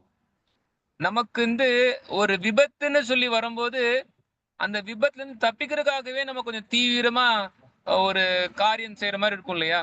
அப்போ விபத்துன்னு வரும்போது நம்மளுடைய தீவிரம் வந்து அதிகமாகுது. அப்போ குந்திவரன் அதான் சொல்றாங்க, எனக்கு பேசாம விபத்துகளா இருந்தா நல்லா இருக்கும். ஏன்னா விபத்துகள்லாம் இருக்கு அப்படின்னா நான் எப்பவுமே உங்களே நினைச்சிட்டு இருப்போம். ஐயோ கிருஷ்ணன் எப்படி பாதுகாப்பு எனக்கு கொடுப்பார் அப்படின்னு நினைச்சிட்டே இருப்போம். அப்படி நீ என்ன பாதுகாப்பு கொடுப்ப நான் உங்களே நினைச்சிட்டு இருக்கேன் அப்படின்னா அப்புனர்பவ தர்ஷனம். உன்னை நினைக்கிறது தான் வாழ்க்கையோட குறிக்கோள் அப்படின்னா விபத்து காலத்துல உன்னை நல்லா நினைக்க முடியுது. அதனால எனக்கு விபத்துகளா நடக்கட்டும் அப்படின்னு சொல்லி அவங்க கேக்குறாங்க. இது ரொம்ப ஒரு உயர்ந்த ஒரு பிரார்த்தனை. பொதுவா இந்த மாதிரி பிரார்த்தனையை யாரும் முன்வைக்க மாட்டாங்க. தூய பக்தி பண்றவங்க மட்டும்தான் இந்த மாதிரி ஒரு பிரார்த்தனையை முன்ன வைப்பாங்க. குந்தி மகாராணிக்கு கிருஷ்ணர் வந்து அவங்களுக்கு துன்பம் வர்றதுலாம் பெரிய பிரச்சனை கிடையாது. கிருஷ்ணரை மறக்காம இருக்கணும் அவங்களுக்கு, அதுதான் அவங்களுக்கு வேணும். கிருஷ்ணரை எப்பவுமே நினைக்கணும், அதுதான் அவங்களுக்கு வேணும். கிருஷ்ணரை சதா நினைச்சிட்டே இருக்கணும், அதுவும் நல்ல தீவிரமா நினைச்சிட்டே இருக்கணும், அதுதான் அவங்களோட விருப்பம். இது விபத்து காலத்துல எனக்கு நல்லா நடக்குது அப்படின்னா அப்ப எனக்கு விபத்து வரட்டும் அப்படிங்கிறாங்க. பொதுவா நம்ம பகவான்கிட்ட போறோம் அப்படின்னாலே விபத்துக்கள்ல இருந்து காப்பாத்தணும்னு தான் நம்ம போவோம். பகவானுக்கு ஆபத் பாண்டவான்னு பேர் உண்டு. ஆபத் பாண்டவானா நம்மள ஆபத்துல இருந்து காப்பாற்றக்கூடியவர் அப்படின்னு. ஆனா இங்க குந்தி மகாராணி வந்து எனக்கு ஆபத்துகள்லாம் கொடுங்கன்னு சொல்லி பிரார்த்தனை பண்றாங்க. ஆபத்துல இருந்து காப்பாத்துங்கன்னு சொல்லி நம்ம பிரார்த்தனை பண்ணுவோம். ஆனா இங்க குந்தி மகாராணி வந்து எனக்கு ஆபத்துகள்லாம் கொடுங்க அப்படின்னு சொல்லி கேக்குறாங்க. அப்போ இது தூய பக்தி. பாகவதத்துல தூய பக்தி. மோட்சத்து கூட நம்ம சொன்னோமே, பாகவதத்துல தர்ம புரோச்சித கைத்தவத்ர பரமோ நிர்மத்சரானாம் சதாம். இந்த பாகவதத்துல தர்ம அர்த்த காம மோக்ஷ எல்லாம் எத்தி உதைக்கப்பட்டிருக்கு. தர்ம சாஸ்திரங்களும் நிறைய தர்மங்கள் அர்த்தங்கள்லாம் சொல்லப்பட்டிருக்கும். நிறைய புலனின்பத்தை அனுபவிக்கிறான சாஸ்திரங்கள்லாம் இருக்கு. அது நமக்கு காமத்தை பூர்த்தி பண்றதுக்கான விஷயங்கள்லாம் நிறைய சொல்லப்பட்டிருக்கும். இப்போ பாக்கா சாஸ்திரம்னு ஒண்ணு இருக்கு. அதாவது எப்படி சமைச்சு சாப்பிடுறது, எப்படி ஆயுர்வேதம்னு ஒரு சாஸ்திரம் இருக்கு, உடலை எப்படி நல்லா வச்சுக்கிறது அப்படின்னு. அப்போ நம்ம புலன்களை நல்லா வச்சு அனுபவிக்கிறதுக்கு தர்ம அர்த்த காம இதெல்லாம் வைத்து நிறைய சாஸ்திரங்கள் இருக்கு. மோட்ச பாதைக்கு போகணும் அப்படின்னா அதுக்கும் இந்த சாஸ்திரங்கள்லாம் இருக்கு. இப்ப வேதாந்த சூத்திரம்லாம் இருக்கு. இதெல்லாம் நமக்கு மோட்ச பாதைக்கான ஒரு வழிமுறையில நம்ம பாக்குறோம். ஆனா பாகவதம் வந்து தர்ம அர்த்த காம மோட்ச இந்த நாளையுமே எத்தி உதைச்சிருச்சான். கிருஷ்ணருக்கு தூய பக்தி தான் இருக்கு, இதுல மோட்சம் கூட கிடையாது. இப்ப குந்தி மகாராணியோட பிரார்த்தனைகள்ல அவங்க மோட்சத்துக்கு எங்க ஆசைப்படுறாங்க? அவங்க வந்து எனக்கு நல்லா இந்த உலகத்தை துன்பம் வரட்டும் கிருஷ்ணான்னு சொல்லி கேக்குறாங்க. ஏன்? அப்பதான் கிருஷ்ணா நான் ஒண்ணு நினைக்க முடியும், ஒண்ணு நினைக்கிறேன்னா அதுதானே எனக்கு மோட்சம் அப்படிங்கிறாங்க. அப்புனர்பவ தர்ஷனம். அப்புனர் அப்படின்னா பிறப்பில்லாத ஒரு வாழ்க்கைன்னா நான் ஒன்ன சிந்திச்சுட்டே இருக்கணும். ஒன்ன சிந்திச்சுட்டே இருக்கிறது எனக்கு விபத்து காலத்துல நல்லா வருதே, அப்ப எனக்கு விபத்துகள்லாம் கொடு அப்படின்னு சொல்லி அவங்க கேக்குறாங்க. இதே போலதான் சைத்தன்ய மகாபிரபு அவர் நதனம் நஜனம் ந சுந்தரிம் கவிதாம் வா ஜெகதீஷ காமையே மம ஜென்மனி ஜென்மனீஸ்வரே பவதாத் பக்தி ரகை துக்கி துயிங்கிறார். எனக்கு நதனம் நல்ல ஒரு செல்வம் வேண்டாங்கிறார். ந ஜனம் எனக்கு நல்ல தொண்டர்கள் வேண்டாங்கிறார். ந சுந்தரி ஒரு நல்ல அழகான மனைவி இல்ல பெண்கள் இது எதுவும் எனக்கு வேணாம் அப்படிங்கிறார். கவிதாம்பா ஜெகதீஷ காமையே மம ஜென்மனி ஜென்மனீஸ்வரே எத்தனை பிறவினாலும் நான் எடுக்கிறேன் அப்படின்னு சொல்றது மூலமா அவர் எனக்கு மோட்சமும் வேண்டாங்கிறார். அப்போ என்ன வேணும்னா பவதாத் பக்தி ரகை துக்கி துயி, எதையும் எதிர்பார்க்காம உனக்கு செய்யக்கூடிய அந்த பக்தியை எனக்கு கொடு அப்படின்னு சொல்லி கேட்கிறார் கிருஷ்ணர்கிட்ட. அப்போ இந்த பக்தி அப்படிங்கிறது அவ்வளவு எளிமையான ஒரு விஷயம் கிடையாது. கிருஷ்ணர் மோட்சத்தை கூட கொடுத்துருவாராம், ஆனா பக்தியை எளிமையா கொடுக்க மாட்டார். ஏன்னா பக்தியை கொடுத்துட்டாரு அப்படின்னா அந்த பக்தி அவரே அதுக்குள்ள வசம் வந்துடுறார். பகவான ஒருத்தர் பிடிச்சிட முடியும். கிருஷ்ணருக்கு யாரு தூய பக்தி பண்றாங்களோ அவங்க கட்டுப்பாட்டுக்கு கிருஷ்ணர் வந்துடுறார். இப்ப நம்ம வரக்கூடிய இதுல பார்க்கலாம், பாண்டவர்கள் குந்தி மகாராணியுடைய கட்டுப்பாட்டுக்கு இணங்க கிருஷ்ணர் போறதை நிப்பாட்டிட்டு இன்னும் கொஞ்ச நாள் இருக்க ஆரம்பிச்சிருவாராம். அப்போ பக்தர்கள் கிருஷ்ணரை கட்டுப்படுத்த முடியுது. அதனால கிருஷ்ணர் பக்தி கொடுக்கும் போது ரொம்ப கவனமா இருப்பார். அது தூய பக்தினா அவரை கொடுத்துருவார், ஏன்னா அவரே கட்டுப்பாட்டுக்குள்ள போயிடலாம். ஆனா தூய பக்திய கொடுக்கறது அவ்வளவு எளிமை கிடையாது. மோட்சத்தை கூட கிருஷ்ணர் ஈஸியா கொடுத்துருவார். ஐஸ்வர்யம், இந்திரனுடைய ஐஸ்வர்யத்தை கூட கொடுத்துருவார். பிரம்மாவுடைய பதவியை கூட கொடுத்துடலாம். ஆனா கிருஷ்ணர் பக்தி இருக்கே அதை ஈஸியா கொடுக்க மாட்டார். அதற்கு ஒருத்தர் ரொம்ப ஒரு தூய நிலையில இருந்து கிருஷ்ணருக்கு தொண்டு செய்யும் போது கிருஷ்ணர் அதில் திருப்தி அடைந்து அவரையே கொடுத்துடுறார். அதுதான் பக்தி அப்படின்னு. இப்போ குந்தி மகாராணி அந்த ஒரு தூய பக்தி நிலையில இருக்காங்க. அவங்க மோட்சத்துக்கு கூட எனக்கு ஆசைப்படுறது கிடையாது. அவங்க நான் நல்ல துன்பம் கூட பட்டு போறேன். இன்ஃபேக்ட் அவங்க மோட்சத்துக்கு ஆசைப்படல, பிறப்பு இறப்புல இருக்கேன். ஆனா பிறப்பு இறப்புல எனக்கு துன்பம் இல்லாம இருக்கணும்னா அதுவும் கூட கிடையாது. நான் அந்த பிறப்பிறப்புலயே இருக்கேன், அந்த பிறப்பிறப்புலயே நல்ல துன்பத்தோட வாழ்றேன் அப்படிங்கிறாங்க. ஏன்னா நல்ல துன்பத்தோட வாழ்ந்தேன் அப்படின்னா எப்ப பார்த்தாலும் நான் உங்களோட சிந்தனையில கிருஷ்ணன் எனக்கு எப்படி பாதுகாப்பு கொடுப்பாருன்னு நினைச்சிட்டே இருப்பேனே, அதுதான் எனக்கு வேணும் அப்படின்னு சொல்லி கேட்கறாங்க. ரொம்ப ஒரு உயர்ந்த ஸ்தானத்துல இருந்து இந்த பிரார்த்தனையை முன்வைக்கிறாங்க குந்தி மகாராணி. நம்ம நினைச்சு பார்க்கலாம், நம்ம எந்த அளவுக்கு பக்தர்கள்லாம் இருக்காங்க அப்படின்னா கொஞ்சம் கூட அவங்களுக்கு சுயநலம் கிடையாது, கொஞ்சம் கூட தன்னுடைய இன்பம்னு பார்க்கவே மாட்டேங்கிறாங்க. எப்ப பார்த்தாலும் கிருஷ்ணா, கிருஷ்ணருக்கு எப்படி தொண்டு செய்யலாம், கிருஷ்ணர் எப்படி நான் ஸ்மரணம் செய்யலாம்னு சொல்லி கண்டினியூஸா கிருஷ்ணரோட சிந்தனையிலே இருக்காங்க கிருஷ்ணனுடைய பக்தர்கள். அதனாலதான் கிருஷ்ணருக்கு அவங்க பக்தர்கள்னா ரொம்ப பிரியமாயிடுது. ஏன் கிருஷ்ணருக்கு பிரகலாத் மகாராஜ் மேல அவ்வளவு பிரியம் அப்படின்னா, அவரும் எனக்கு மோட்சமே வேண்டாம், இந்த உலகத்துல உள்ள எல்லா ஜீவராசிகளும் மோட்சம் அடையாத வரைக்கும் எனக்கும் மோட்சம் வேண்டாங்கிறார். பொதுவா நமக்கு சுயநலமா நமக்காவது மோட்சம் கிடைச்சா பரவாயில்ல, இந்த முட்டாள் ஜனங்கள்லாம் என்ன சொன்னாலும் கேட்க மாட்டேங்கிறாங்க, பேசாம நானாவது மோட்சம் அடைஞ்சு நம்ம மோட்சத்துக்கு போயிடுவோம். ஆனா வைஷ்ணவ சிரேஷ்டாவா இருக்கக்கூடிய பிரகலாத் மகாராஜ் எனக்கு மோட்சம் வேண்டாம், இந்த ஆத்மாக்கள் இந்த உலகத்துல ஒரு நபர் இருக்கிற வரையும் எனக்கு மோட்சம் வேண்டாம் அப்படின்னு சொல்லி அவர் சொல்றார். அதனாலதான் பாக்குறோம் பிரகலாத் மகாராஜ் அவர் நல்லா பிரச்சாரம் பண்ணார். அதற்கப்புறம் மறுபடியும் இந்த உலகத்துக்கு அவர் அவதாரம் செய்யறார். ராகவேந்திர சுவாமின்னு சொல்லுவாங்க. மத்வா சம்பிரதாயத்துல ராகவேந்திர சுவாமின்னா ரொம்ப பிரபலமானவர். அந்த ராகவேந்திர சுவாமி யாரு அப்படின்னா அது சாக்ஷாத் பிரகலாத் மகாராஜர். அப்ப கலியுகத்திலயும் அவர் அவதாரம் செய்யறார் அப்படிங்கிறத பாக்குறோம். அதற்கப்புறம் சைத்தன்ய மகாபிரபு காலத்துல வசுதேவ தத்தரா அவர் வர்றாரு அப்படிங்கிறதையும் பாக்குறோம். அப்போ பக்தர்கள் மோட்சத்துக்குலாம் ஆசைப்படுறதே கிடையாது, கிருஷ்ணருக்கு தூய பக்தி பண்ணணும் அப்படிங்கிறது மட்டும்தான் பக்தருடைய சிந்தனையா இருக்கு. அப்படிப்பட்ட ஒரு உயர்ந்த பிரார்த்தனையை தான் இங்க குந்தி மகாராணி இங்க வச்சிட்டு இருக்காங்க. அந்த உயர்ந்த பக்தி அதை எப்படி பண்ணணும், நவவித பக்தி இருக்கு அப்படிங்கறதெல்லாம் நமக்கு பிரபுபாதர் விளக்கம் கொடுக்கிறார். நவவித பக்தினா 9 வகையான பக்தி தொண்டு இருக்கு. அதுல ஸ்ரவணம், கீர்த்தனம், விஷ்ணு ஸ்மரணம் சொல்லி ஆரம்பிக்கக்கூடிய ஸ்லோகங்கள் பகவானை பத்தி கேட்கறது, அவருடைய புகழ் பாடுறது, அவருடைய ஸ்மரணத்துல இருக்கிறது அப்படின்னு சொல்லி நவவித பக்தி இருக்கு. இதுல நம்ம ஏதாவது ஒண்ணு எடுத்து கூட அதுல பக்குவம் அடைஞ்சா கூட நம்ம பரம்கதி அடைய முடியும். அப்படிப்பட்ட அந்த பக்தி எப்படி செய்யணும் அப்படிங்கறது அந்த நவவித பக்தியில பிரபுபாதர் இந்த ஸ்லோகத்துல சொல்லி இந்த ஸ்லோகத்துடைய பொருளுரையை முடிக்கிறார். அடுத்த ஸ்லோகம் நம்ம அடுத்த வகுப்புல பார்க்கலாம். ஏற்கனவே 12 மணி ஆயிடுச்சு. சோ ஏதாவது கேள்விகள் இருந்தா கேட்கலாம். ஏதாவது கேள்விகள் இருக்கு அப்படின்னா கேட்கலாம். ஏதாவது கேள்விகள் இருக்கா? இதன் சம்பந்தமா ஏதாவது கேள்விகள் இருக்கா? ஹரே கிருஷ்ணா பிரபு. நமஸ்காரம் பிரபு. நன்றி பிரபு. பிரபு, அதாவது பக்தியை எளிதில கொடுக்க மாட்டார் அப்படின்னு சொல்றீங்க. அவர் தான் எத்தனை விரிவங்கனாலும் தான் எடுக்கலாமே, அப்ப ஏன் பக்தியை கொடுக்கறதுல அவர் ஏன் கஞ்சத்தனம் பண்ணணும்? ஹரே கிருஷ்ணா பிரபு. சாரி பிரபு, தப்பு இருந்தா மன்னிச்சுக்கோங்க பிரபு. ஹரே கிருஷ்ணா. பகவானுக்கு எதுக்கு கஞ்சத்தனம்? அவருக்கு கஞ்சத்தனமே கிடையாது. நம்ம தான் கஞ்சத்தனத்தோட இருக்கோம், அவர் கொடுக்கறத வேண்டான்னு சொல்றோம். அவர் தாராளமா கொடுக்க தயாரா இருக்கார். ஆனா நம்ம வாங்குறதுக்கு தயாரா இருக்கோமா? நம்ம பகவான் மோட்சம் கொடுத்தா டக்குன்னு வாங்கிடுறோம். இல்ல பகவான் செல்வம் கொடுக்குறாருன்னு வச்சுக்கோங்களேன், உடனே டக்குன்னு வாங்கிடுவோம். ஆனா அவர் பக்தி கொடுக்குறாரு அப்படின்னா நம்ம வாங்க மாட்டோம். அதாபி தேவ பதாம்புஜத்வய பிரசாத லேசானு கிரகித ஏவகி ஜானாதி தத்துவம் பகவான் மகினும் நச்சானியை கோபி சிரம் விச்சின்வான். பகவானுடைய அனுகிரகம் மூலமா தான் நமக்கு பக்தி கிடைக்குது.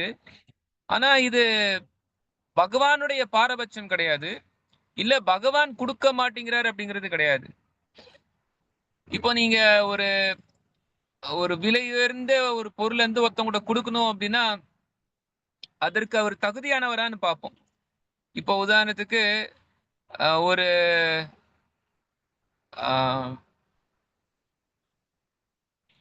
ஒரு சின்ன ஒரு குழந்தை, அந்த குழந்தைகிட்ட நீங்க வைரக்கல்ல கொடுத்து நீங்க விளையாடுறதுக்குலாம் நீங்க கொடுக்க மாட்டீங்க. அந்த வைரத்தோடைய விஷயங்கள் நல்லா புரிஞ்சிருந்தா மட்டும்தான் அதை சரியா பிரயோஜனப்படுத்த முடியும். இல்லாட்டினா வைரக்கல்ல கொடுத்தா கூட அது சும்மா ஏதோ கல்லுன்னு சொல்லி அடிச்சு எங்கேயா தூக்கி போட்டு அந்த குழந்தை போயிடும். ஓகே, ஆனா அது வைரம்னு தெரிஞ்சவங்க அதை சரியா பயன்படுத்த முடியும். அதே போல கிருஷ்ணர் அந்த கிருஷ்ண பக்தி அப்படின்னா அதோடைய விஷயங்கள் சரியா தெரிந்து அதை சரியா பயன்படுத்துறவங்களுக்கு மட்டும்தான் அது அவர் கொடுக்குறாரு. அவர் அதற்காக பகவான் கொடுக்க மாட்டேங்கிறாருங்கிறது கிடையாது, அது எப்பவுமே இருக்கு. இதை நம்ம எப்படி சொல்லலாம் அப்படின்னா,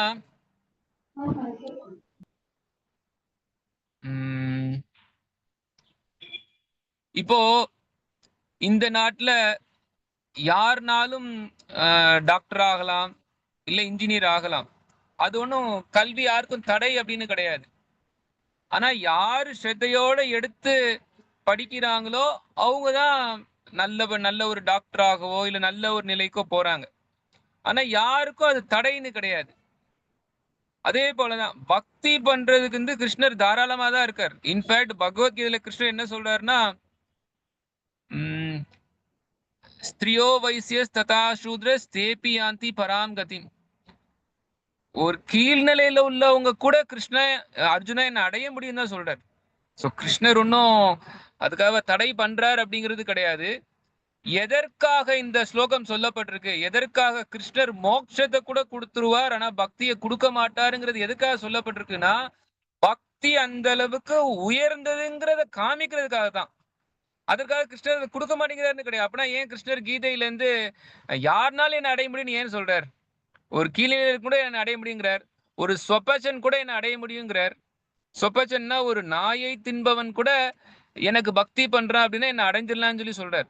ஸோ கிருஷ்ணர் அடையறதுல எந்த விதமான ஒரு சிரமமும் கிடையாது. ஆனா கிருஷ்ணர் எப்படி பக்தி உயர்ந்தது அப்படிங்கிறத காமிக்கிறதுக்காக அது சொல்றார். அதுவும் இல்லாம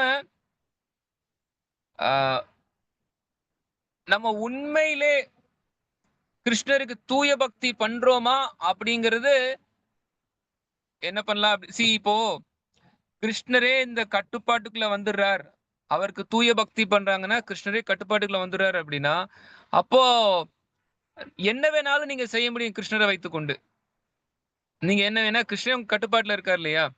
அப்போ கிருஷ்ணர் நான் என்னையே கொடுக்குறேன் அப்படின்னா அவங்களுக்கு நிறைய ஒரு சோதிக்கிறார், டெஸ்ட் பண்றார். இவன் உண்மையிலே தூய பக்தி தான் பண்றானா இல்ல எனக்கு ஏதாவது ஒரு போலியான ஒரு பக்தி பண்றானா அப்படிங்கறத கிருஷ்ணர் சோதிக்க வேண்டியிருக்கு. ஏன்னா கிருஷ்ணர் அவரையே கொடுத்துறாருல. இப்ப உதாரணத்துக்கு நீங்க யாரையாவது நேசிக்கணும் அப்படின்னா நீங்களும் என்ன எதிர்பார்ப்பீங்க? என்ன நேசிக்கிறவங்க உண்மையா இருக்கணும்னு எதிர்பார்ப்பீங்களா இல்லையா? இப்ப நம்ம யாரையாவது நேசிக்கிறோம், அப்ப நேசிக்கும் போது அவங்கள நம்ம நேசிக்கிறவங்க எஸ் அப்ப இவர் எனக்கு நேர்மையான ஒரு நபரா இருக்கணும்னு சொல்லி பார்ப்போமா இல்லையா? அதுதான் கிருஷ்ணரும் பாக்குறாரு. அவர் எந்த விதமான ஒரு நேர்மையும் இல்லை, ஆனா அவரு எந்த விதமான ஒரு ஃபீலிங்ஸ் உணர்வும் இல்லாம இருக்காரு அப்படின்னா அப்ப நம்மளும் அந்த மாதிரி தானே இருப்போம். ஒரு வகையில கிருஷ்ணர் நமக்கு எல்லாமே அப்பா தான். அந்த வகையில கிருஷ்ணர் நமக்கு வேண்டிய பராமரிப்பை கொடுத்துறாரு, அதுல சந்தேகம் கிடையாது. பட் இருந்தாலும் இந்த விசேஷமான அந்த அன்பு அப்படிங்கிறது எவர் கிருஷ்ணர் மேல வச்சிருக்காங்களோ அவங்க மேல கிருஷ்ணர் அதை கொடுக்குறாரு. கிருஷ்ணர் தரமாட்டாருன்னு கிடையாது, ஆனா அவர் சோதிச்சுதான் கொடுக்குறார். நான் இவனுக்கு செல்வம் கொடுத்தா ஓடி போயிறானான்னு சொல்லி பாக்குறார், நான் அவனுக்கு மிகப்பெரிய ஒரு ஸ்தானத்தை கொடுத்தா அவன் என்னை விட்டு ஓடி போயிறானான்னு பாக்குறார், நான் அவனுக்கு மோட்சம் கொடுக்குறேன்னு சொன்னா என்னை விட்டு ஓடி போயிறானான்னு சொல்லி பாக்குறார். இல்ல எது கொடுத்தாலுமே சரி அவன் எதுவுமே வேண்டாம் நான் மட்டும்தான் வேணும்னு சொல்லியிருக்கானா அப்ப அவனுக்கு நான் என்னையே கொடுத்துருவேன்னு சொல்லி கேட்கிறார். அது ஒரு யதார்த்தமானது தானே. நீங்க கிருஷ்ணர் அவரையே கொடுக்கணும் அப்படின்னா அப்ப அவரும் நீ ஒன்ன எனக்கு முழுசா கொடுன்னு சொல்லி எதிர்பார்க்கறதுல என்ன தப்பு இருக்கு? சோ நீங்க அதை செய்றீங்க அப்படின்னா, நம்ம அதை செய்யறோம் அப்படின்னா, கிருஷ்ணரும் நமக்கு அதை செஞ்சிடறார். அது சரிதானே. சோ கிருஷ்ணருடைய பாரபட்சமற்ற அந்த அன்பு அது. அது வந்து கிருஷ்ணருடைய கஞ்சத்தனம்னு சொல்ல முடியாது. கிருஷ்ணர் தாராளமா தான் இருக்கார். இப்போ நம்ம நிறைய பேருக்கு நாங்க வீதிகள்ல எல்லாம் போய் பகவத்கீதை, பாகவதம் இதெல்லாம் பேசி கொடுக்கணும்னு நினைச்சிட்டு இருக்கோம். பகவத்கீதை, பாகவதம் படிச்சா கண்டிப்பா அதன்படி வாழும்போது கிருஷ்ணர் உங்களுடைய கட்டுப்பாட்டுக்குள்ள வந்துருவார். ஆனா எவ்வளவு பேர் பகவத்கீதை, பாகவதம் சொன்னா வாங்குறாங்க? இப்போ இப்போ ரொம்ப சிம்பிள். நீங்க யார்கிட்டயாவது போய் இந்த பாகவதத்தை வாங்கிக்கோங்க, கிருஷ்ணன் உங்க கட்டுப்பாட்டுக்குள்ள வருவாருன்னு சொன்னா எல்லாம் அதுக்கு ரெடியா இருப்பாங்களா? ஆக்சுவலி அவங்கவுங்க சுதந்திரத்தை அவங்க துஷ்பிரயோஜனம் பண்றாங்க. இப்போ துரியோதனுக்கு கிருஷ்ணர் வந்து அவரோட கருணையை வந்து கொடுக்கல, அர்ஜுனனுக்கு தான் கொடுத்தார் அப்படின்னு கிடையாது. ஆனா பாண்டவர்கள் தான் அந்த கருணையை வாங்கிக்கிட்டாங்க. துரியோதனனுக்கும் அந்த வாய்ப்பு இருந்தது. எவ்வளவோ முயற்சிகள்லாம் நடந்தது. ஆனாலுமே அவன் அசுரகுணம் கொண்டவனால அவனால கிருஷ்ணருடைய அந்த அன்பை ஏற்றுக்கொள்ள முடியல. இப்ப நம்ம அந்த ஒரு ரொம்ப பிரபலமான ஒரு கதை கேள்விப்பட்டிருப்போம். கிருஷ்ணரை பாக்குறதுக்கு அர்ஜுனனும் வர்றான், துரியோதனனும் வர்றான். என்ன அப்படின்னா, ஏன்னா போர் நடக்க போகுது. கிருஷ்ணர் யாரு பக்கம் போவார் அப்படிங்கறத விஷயத்த முடிவு பண்ணணும். கிருஷ்ணர் வந்து நம்ம சைடு கூப்பிட்டுக்கணும் அப்படின்னு சொல்லி அர்ஜுனரும் போறார். அதே போல துரியோதனனும் வர்றான். இப்போ கிருஷ்ணருடைய திருப்பாதம் முன்னாடி திருப்பாதத்து பக்கத்திலேயே உட்கார்ந்துருக்கான் அர்ஜுனன். ஆனா கிருஷ்ணருக்கு கொஞ்சம் பக்கமா உட்கார்ந்துருக்கான் துரியோதனன். ஆனா கிருஷ்ணர் கண்மொழிச்சு பார்க்கும்போது அர்ஜுனன் தான் முன்னாடி தெரிகிறார். ஆனாலும் இப்ப துரியோதனன் வந்து கேட்கிறான், இந்த மாதிரி கிருஷ்ணா போர் வரப்போகுது, கௌரவர்களுக்கும் பாண்டவர்களுக்கும் என்ன பண்றது அப்படிங்கிறது தான் நாங்க பேச வந்திருக்கோம் அப்படின்னு சொல்ல கிருஷ்ணர் சொல்ல, நீங்க 2 பேருமே எனக்கு சொந்தக்காரங்க, என்னால 2 பேரையுமே இப்படி பகைச்சிக்க முடியாது. நான் பேசாம நியூட்ரலா இருந்துடுறேன். நான் ஒரு பக்கம் இருக்கேன், இன்னொரு பக்கம் என்னுடைய படை இருக்கு. என்னோட படை வேணும் அப்படின்னா ஒருத்தவங்க படையை எடுத்துக்கலாம், இன்னொரு பக்கம் நான் மட்டும்தான் இருப்பேன், நான் எந்த விதமான ஆயுதமும் எடுக்க மாட்டேன்னு சொல்றாரு கிருஷ்ணர். இதை சொல்லிட்டு கிருஷ்ணர் சொல்றார், முதல்ல வந்தது அர்ஜுனன் தான். முதல்ல அர்ஜுனன் தேர்ந்தெடுக்கட்டும். ஏன்னா அர்ஜுனன் வந்து இளையவனாச்சே, துரியோதனன் மூத்தவன். நீ கொஞ்சம் வெயிட் பண்ணு, இளையவன் அர்ஜுனன் அவன் முதல்ல தேர்ந்தெடுக்கட்டும் சொல்லி கிருஷ்ணர் சொல்றார். இப்போ ரொம்ப எளிமையா போச்சு அர்ஜுனருக்கு. இன்ஃபேக்ட் அர்ஜுனருக்கு வந்து இது ஒரு எந்த விதமான கஷ்டம் கிடையாது. கிருஷ்ணா எனக்கு நீ ஒருத்தர் போதும், நீ போர் புரியலனா கூட பரவாயில்ல, நீ எனக்கு போதும் அப்படின்னு சொல்லி அர்ஜுனர் சொல்றார். ஆனா துரியோதனன் வந்து பாக்குறான், சரியான முட்டாளா இருக்கானே, ஒரே ஒரு ஆளு கிருஷ்ணா, இதை வச்சுட்டு என்ன பண்ண முடியும்? அது இல்லாம அவர் போர்ல எந்த ஆயுதத்தையும் எடுக்கவும் மாட்டாராம். என்ன பிரயோஜனம் அந்த கிருஷ்ணரை வைத்துக்கிட்டு? சரி, நம்ம ஆனா வெளியில சொல்ல வேணாம். ஓகே கிருஷ்ணா, எனக்கு வேற என்ன மிச்சம் இருக்கிறது, உன் படை தான், உன் படையை எடுத்துக்கிறேன்னு சொல்லி அவன் படையை எடுத்துட்டு போயிடுறான். அப்போ இந்த கதையில நமக்கு என்ன தெரிய வருது அப்படின்னா, கிருஷ்ண பக்தர்கள் கிருஷ்ணரை மட்டும்தான் விரும்புறாங்க. ஆனா கிருஷ்ணருக்கு பக்தி பண்ணாதவங்கலாம் கிருஷ்ணரை விரும்புறது இல்ல, கிருஷ்ணர் என்ன வச்சிருக்காரோ அதைத்தான் விரும்புறாங்க. அப்போ கிருஷ்ணர் தன்னையே கொடுக்கணும் அப்படின்னா அவர் எதிர்பார்க்கிறார் அவங்களும் அவங்களையே அவருக்கு கொடுக்கணும் அப்படின்னு. அப்படி கொடுக்கும்போது கிருஷ்ணர் வந்து கொடுத்துறார். இப்போ நம்ம இந்த இடத்துல நம்ம பாக்குறோம், எப்படி அர்ஜுனன் இப்போ கிருஷ்ணர் முதல்ல துரியோதனனை எடுக்க சொல்லியிருந்தாரு அப்படின்னா அர்ஜுனர் வந்து எப்பவுமே கிருஷ்ணர் தான் கேட்பாருங்கிறது நமக்கு தெரிஞ்சிருக்காமலே போயிருக்கும். ஆனா இப்போ அர்ஜுனனுக்கு 2மே வாய்ப்பு இருந்தது. ஒண்ணு படையை எடுக்கலாம், இன்னொன்னு கிருஷ்ணர் நினைக்கலாம். ஆனா கிருஷ்ணர் தான் வேணும்னு சொல்லி அர்ஜுனன் நின்னார். துரியோதனன் முதல்ல எடுத்துட்டு 2வது கிருஷ்ணர் மட்டும்தான் மிச்சம் இருந்தார் அப்படின்னா அப்ப நம்ம வந்து வேற வழியே இல்ல, அதனாலதான் அர்ஜுனன் கிருஷ்ணர் எடுத்துட்டு போயிட்டார் அப்படின்னு நினைச்சிருப்போம். அப்படி கிடையாது. நமக்கு எல்லாமே இருந்தா கூட கிருஷ்ணா அப்படின்னு சொல்லி இருக்கும்போதுதான் இதெல்லாம் நடக்குது. இதை கிருஷ்ணரும் கீதையில சொல்லார், சர்வதன்மான் பரித்தெஜ்ஜ மாம் ஏக்கம் சரணம்ரஜ. நான் மட்டும்தான் வேணும்னு சொல்லி வந்த அப்படின்னா உனக்கு நான் எல்லா விதமான ரட்சணை செய்றேன் அப்படின்னு சொல்லி சொல்றாரு. இது கிருஷ்ணருடைய ஒரு கஞ்சித்தனம்னு சொல்ல முடியாது. இது கிருஷ்ணர் எந்த அளவு தன்னுடைய பசங்க மேல ஒரு பாசத்தோட இருக்காரு சொல்லி பார்க்கலாம். இது ஒரு இயற்கை தானே. நம்ம அம்மாவா இருக்கோம் அப்படின்னா, அப்போ நம்ம பையன்ட்டு என்ன எதிர்பார்ப்போம் அப்படின்னா, அவனுக்கு நல்லது பண்ண நினைக்கும் போது, நீ வீட்டோட எனக்கு பிடிச்ச மாதிரி இருடா நம்ம சொல்லுவோமா இல்லையா? அததான் இங்க கிருஷ்ணரும் செய்யறார். கிருஷ்ணர் நம்ம நன்மைக்காக தான் சொல்றார். அப்படியே இருந்தாலுமே உங்களுக்கு வாய்ப்பு இருக்கு. நீங்க கிருஷ்ணர் வேணும்னா எடுத்துக்கலாம், நம்ம வேண்டாம்னா நம்ம எடுக்காம போகலாம். ஆனா கிருஷ்ணர் கொடுக்க மாட்டேங்கிறார் அப்படின்னு நம்ம நினைக்க வேண்டாம். அது பக்தி எந்த அளவுக்கு உயர்ந்தது அப்படிங்கிற ஒரு விஷயத்த சொல்றதுக்காக தான் கிருஷ்ணர் இதெல்லாம் செய்யறார். அதையும் தாண்டி கிருஷ்ணர் தாராளமா தான் இருக்கார். நம்ம கையில தான் இருக்கு. நம்ம அதை கிருஷ்ணரை எடுத்துக்கிறோமா இல்லையா அப்படின்னு. ஹரே கிருஷ்ணா. வேற ஏதாவது கேள்விகள் இருக்கா? ஹரே நன்றி கிருஷ்ணா பிரபு. பிரபு. ஹரே கிருஷ்ணா. எனக்கு ஒரு டவுட் பிரபு. அதாவது குந்தி மகாராணிய பிரார்த்தனை பத்தி இந்த கலியுகத்துல இது சாத்தியமா பிரபு? பாகதம்ங்கிறது கலியுகத்துக்கால மக்களுக்காக கொடுக்கப்பட்டதுதான். கிருஷ்ணே சுதாமோபகதே தர்மோ ஞானாதிபீசக கலவு நஷ்ட திருஷாமேஷ புராணார்கோது நோதிதக. இந்த கலியுகத்தோடைய இருளை போக்குறதுக்காக தான் இந்த ஸ்ரீமத் பாகதங்கிற புராணம் சூரியன் போல தோன்றி இருக்கு அப்படின்னு சொல்லி சுத்த கோஸ்வாமி சொல்றாரு அப்படிங்கறத நம்ம பாக்குறோம். சோ கலியுகத்துக்காக தான் இந்த பாகவத புராணமே சொல்லப்பட்டிருக்கு அப்படின்னா, அப்ப டெஃபினெட்லி இது கலியுகத்துல பிராக்டிக்கலான பாசிபிலிட்டி உள்ள ஒரு இதுதான். இது ஒன்றும் இந்த காலத்துல இது பொருந்தாது அப்படின்னு கிடையவே கிடையாது. மேபி மற்ற யுகங்கள்ல ரொம்ப எளிமையா பொருந்திருக்கலாம். இந்த யுகத்துல வேணா பொருந்துறதுக்கு கஷ்டமானதா கூட தெரியலாம். நம்ம சொல்ல முடியாது.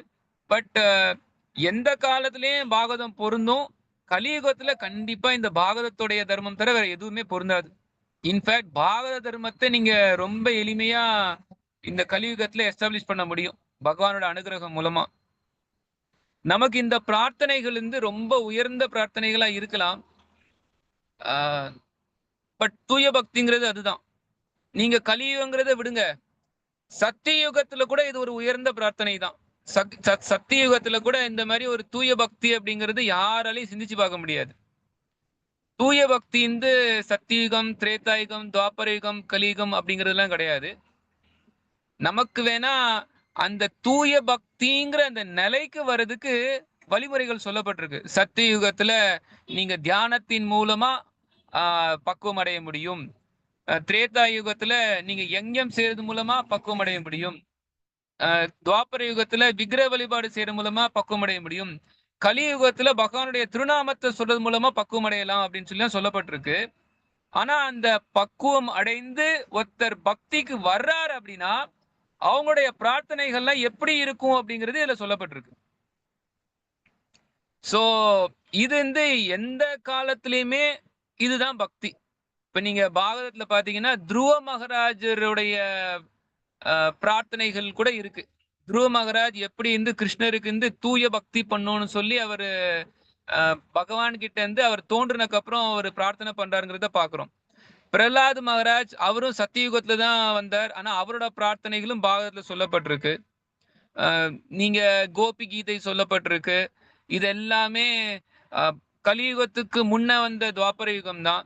இல்ல ராமாவுடைய பக்தர்கள் எப்படி பக்தி பண்றாங்க, அது திரேதாயுகம், அதுவும் பாகவதத்துல சொல்லப்பட்டிருக்கு. இன்ஃபேக்ட் மேலோகத்துல தேவர்கள் தூய பக்தினா என்னன்னு சொல்லக்கூடியதும் பாகவதத்துல சொல்லப்பட்டிருக்கு. அதே போல நீங்க மத்த தீபத்துல, இப்ப நம்ம பூமண்டலத்துல இருக்கோம். அந்த பூமண்டலத்துல ஜம்பு தீபத்துல இருக்கோம். பட் நிறைய தீபங்கள் 7 தீபங்கள் சொல்லப்பட்டிருக்கு. இந்த எல்லா தீபங்கள்லயும் பகவானுக்கு பக்தி பண்ணக்கூடிய தூய பக்தர்கள் என்ன பக்தி பண்றாங்க அந்த பிரார்த்தனை சொல்லப்பட்டிருக்கு. இதெல்லாம் பாகவதத்துல சொல்லப்பட்டிருக்கு. இதெல்லாம் நமக்கு வேணா இப்போ ஒரு ரொம்ப ஒரு ஹையஸ்ட் இதா இருக்கலாமே தவிர, ஆனா அதுதான் தூய பக்தி.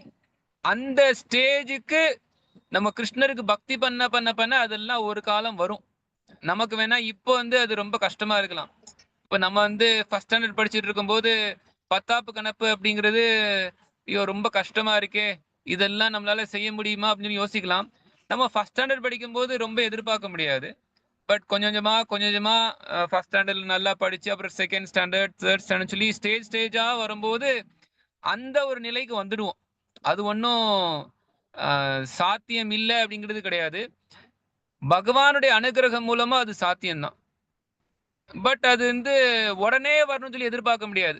அதனாலதான் ரூப கோஸ்வாமி இந்த பக்தி பாதையை சொல்லும் போது உற்சகா கர்ம பிரவர்த்தனாத் அப்படின்னு சொல்லி சொல்றார்.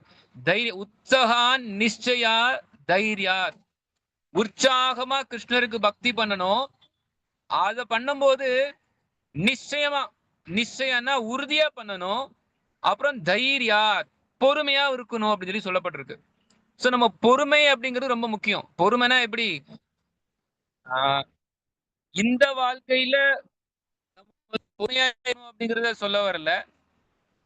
பக்தி பண்ணும்போது பக்தியோடைய பலம் நமக்கு கிடைக்கிறதுக்கு பொறுமையா வெயிட் பண்ணுமா. ஐயோ ரொம்ப உயர்ந்த நிலையில குந்திமராணியோட பிரார்த்தனைகள்லாம் இருக்கே, அப்ப நமக்கு இதெல்லாம் ஒத்து வராது அப்படின்னு சொல்லி பக்தியை விட்டுவிட கூடாதான். எப்படி ஒரு மனைவி கல்யாணம் ஆயிடுச்சுன்னா உடனே குழந்தை எதிர்பார்க்க முடியாது. கொஞ்ச நேரம் வெயிட் பண்ணணும், கணவரை திருப்தி பண்ணணும். அதுக்கப்புறம் கணவருடைய அனுகிரகம் மூலமா கணவருடைய அந்த விந்து அவங்களுடைய கர்ப்பத்துல வைக்கப்பட்டு அதற்கப்புறம் குழந்தை வரும். உடனே வராது. கல்யாணம் ஆகி எனக்கு முத நாள்லயே எனக்கு குழந்தை வரலையேன்னு எதிர்பார்க்க முடியாது இல்லையா? அதே போல தைரியாத்னா சமஸ்கிருதத்துல பொறுமையா இருக்கணும் அப்படின்னு சொல்லி சொல்லப்பட்டிருக்கு. நம்ம உற்சாகமா கிருஷ்ணருக்கு பக்தி பண்ணணும். நம்ம செயல்கள் எல்லாம் பக்தியில உற்சாகமா இருக்கணும். காலையில எந்திக்கிறதுல உற்சாகமா இருக்கணும். இந்த கிருஷ்ண பக்தியை பிரச்சாரம் பண்றதுல உற்சாகமா இருக்கணும். பாகவதம் படிக்கிறதுல உற்சாகமா இருக்கணும். இந்த உற்சாகமா இருக்கிறோம் அப்படின்னாலே அதுல திடமா இருக்கிறோம். அதுல ஐயோ நான் காலையில எல்லாம் நான் எந்திரிக்கிறேங்க, 5 வருஷமா எந்திரிச்சிட்டு தான் இருக்கேன். நானு தினசரி பகவத பாகவதம் படிச்சுட்டு தான் இருக்கேன். தினசரி ஹரே கிருஷ்ணன் சொல்லிட்டு தான் இருக்கேன். ஆனாலுமே எனக்கு அந்த பக்தி எல்லாம் எனக்கு இன்னும் வர மாட்டேங்குது. எனக்கு இன்னும் நிறைய இது இருக்கு அது இருக்கு அப்படின்னு சொல்லி நம்ம பொறுமையும் நம்ம விட்டுறக்கூடாது. அப்கோர்ஸ் நம்ம அபராதம் இல்லாம நேர்மையா பக்தி பண்ணணும். நேர்மையா பக்தி பண்ணாலுமே நமக்கு பொறுமையா இருக்கணும். நமக்கு பொறுமையா இருக்கணும்னு சொல்லி நமக்கு ஆசிரியர்கள் சொல்லியிருக்காங்க. நம்ம இந்த பாதையில இருந்தோம்னாலே கண்டிப்பா நமக்கு அந்த எல்லா குணங்களும் வந்துடும். அந்த எல்லா விதமான பிரார்த்தனைகளும் ஒருத்தவங்களுடைய என்ன சொல்லலாம் ரியலைசேஷனுக்கு வரும். அதற்காக இப்ப நம்ம குந்தி மகாராணி போல நம்ம அந்த உயர்ந்த ஸ்தானத்துல அடையிறோம், அவங்களுக்கு நம்ம போட்டி ஆக போறோம் கிடையாது. குந்தி மகாராணி தான். நமக்கு என்ன விதிமுறைகள் கொடுக்கப்பட்டிருக்கோ, நம்ம 4 விதிமுறைகள், சூதாட்டம், போதை பழக்கம், தகாத பலுரு, மாமிசம், இதெல்லாம் நம்ம தவிர்த்துட்டு பகவானுடைய திருநாமத்தை தினசரி 16 மாலை சொல்லிட்டு ஒரு 2 மணி நேரம் பிரபுபாத புத்தகங்கள்லாம் படிச்சுட்டு உபன்யாசங்களும் கேட்டுட்டு நம்ம இந்த பக்தி பாதையில என்னென்ன விஷயங்கள்லாம் சொல்லப்பட்டிருக்கோ அதை கடைபிடிச்சாலே கண்டிப்பா பக்குவம் அடைஞ்சிருவோம். நம்ம இது சாத்தியம் அப்படின்னு நம்ம யோசிக்க வேணாம். கண்டிப்பா அவங்களாம் தூய நிலையில இருக்காங்க, ரொம்ப உயர்ந்த நிலையில இருக்காங்க. பட் நம்ம நிலைக்கு என்ன செய்யணுமோ அதை நம்ம செய்வோம். அந்த நிலைக்கு வர்றதுக்கான எல்லா விதமான சக்தியும் பக்திக்கு இருக்கு. அந்த பக்தி சக்தி நமக்கு அதெல்லாம் வரும். நம்ம பக்தி பண்ண அந்த பக்தி சக்தி எல்லாமே நம்ம உணர்வோம். பட் பொறுமையா காத்துட்டு இருக்கலாம் அது வரைக்கும். ஹரே கிருஷ்ணா பிரபு. தேங்க்யூ பிரபு. ஹரே கிருஷ்ணா. ஓகே, நம்ம வகுப்பு இதோட முடிச்சுக்கலாம். மிச்ச கேள்விகள் நம்ம அடுத்த வகுப்புல பார்க்கலாம். ग्रंथराज श्रीमद् भागवतम की जय. पतित पावन महाभागवत श्रील प्रभुपाद की जय. Hare Krishna. Hare Krishna. Thank you Prabhu. Hare Krishna Thank you Prabhu. Hare Krishna Prabhu. Hare Ram Ram Hare Thank you very much Prabhu. Hare Krishna. Hare Krishna. धन्योस्मि प्रभुजी. हरे हरे कृष्ण. ஹரே கிருஷ்ணா. நம்ம மாதாஜி அண்ட் பிரபுஜிஸ் நம்ம எப்போதும் மேல ஒரு ப்ரேயர் பண்ணிக்கலாம். இன்னைக்கு கிளாஸ் வந்திருக்கக்கூடிய மாதாஜி அவங்க குடும்பத்துக்காகவும், பிரபுஜி அவங்க குடும்பத்துக்காகவும் அவங்களுடைய பிரார்த்தனை நிறைவேற வேண்டி பகவான் கிருஷ்ணரின் அனுகிரகம் இன்னைக்கு கிளாஸ் வந்திருந்தாங்க எல்லாருக்குமே பரிபூர்ணமா கிடைக்கணும் அப்படிங்கிற கோரிக்கையும் நம்ம பகவானுடைய தாமர பாதத்துல நம்ம சமர்ப்பணம் பண்ணிக்கலாம். கூடவே நாம இருக்கிற பக்தி நிலையிலிருந்து அடுத்த ஒரு முன்னேற்றமான பாதைக்கு பகவான் நமக்கு அதுக்கு அனுகிரகம் பண்ணணும். அதுக்கு நாம செய்ய வேண்டியது முதல்ல நாம மத்தவங்களுடைய பக்தி நிலைக்கு எந்தவித தடங்களும் இல்லாம பாத்துக்கணும். முக்கியமா வைஷ்ணவ அவதாரம் செய்யாமல நாம பாத்துக்கணும். நம்ம பிரபு கொடுக்கிற உபன்யாசம் சரி, பாகவதம் படிக்கும் போதும் சரி, நம்ம கேட்கும் போதும் நமக்கு உள்வாங்கி அந்த விஷயங்களை உள்வாங்கக்கூடிய சக்தியையும் அந்த ஞானத்தையும் அறிவையும் ஞாபகத்தையும் எல்லாமே பகவான் நமக்கு கொடுக்கணும் அப்படிங்கிற ஒரு பெரிய பிரார்த்தனையும் கோரிக்கையும் நம்ம பகவானுடைய தாமரை பாதத்துல நம்ம மீண்டும் சமர்ப்பணம் பண்ணலாம். நம்ம பிரபு ஒவ்வொரு முறையும் சொல்றாங்க, எல்லாரும் பாகவதம் வாங்குங்க, மற்றவங்களுக்கு வாங்கி கொடுங்க, மற்றவங்களையும் விநியோகம் பண்ண வைங்க அப்படின்னு பிரபு சொல்லிட்டு இருக்காங்க. இந்த ஒரு விஷயத்தையும் நாமளும் ஒரு கோரிக்கையை எடுத்துட்டு இந்த ஒரு விஷயமும் நம்ம பகவானுடைய பாதத்துல சமர்ப்பணம் பண்ணி நாமளும் ஒரு முயற்சி எடுக்கலாம்.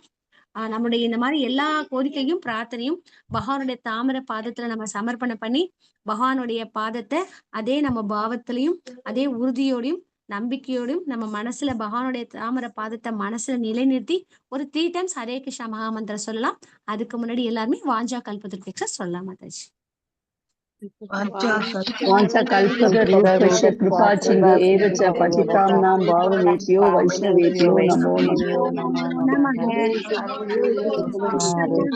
கிருஷ்ணா கிருஷ்ண கிருஷ்ண ஹரே ஹரே ராம ராம ராம ஹரே ஹரே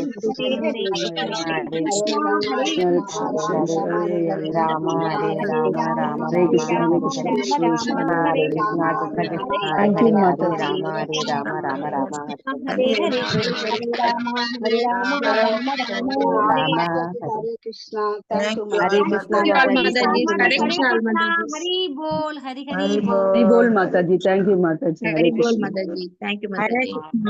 हरे कृष्ण. हरे कृष्णा माताजी, दंडवत प्रणाम माताजी. दंडवत प्रणाम माताजी. हरे कृष्णा. हरि बोल. थैंक यू माताजी. हरे कृष्णा. थैंक यू माताजी. हरे कृष्णा. हरे कृष्णा.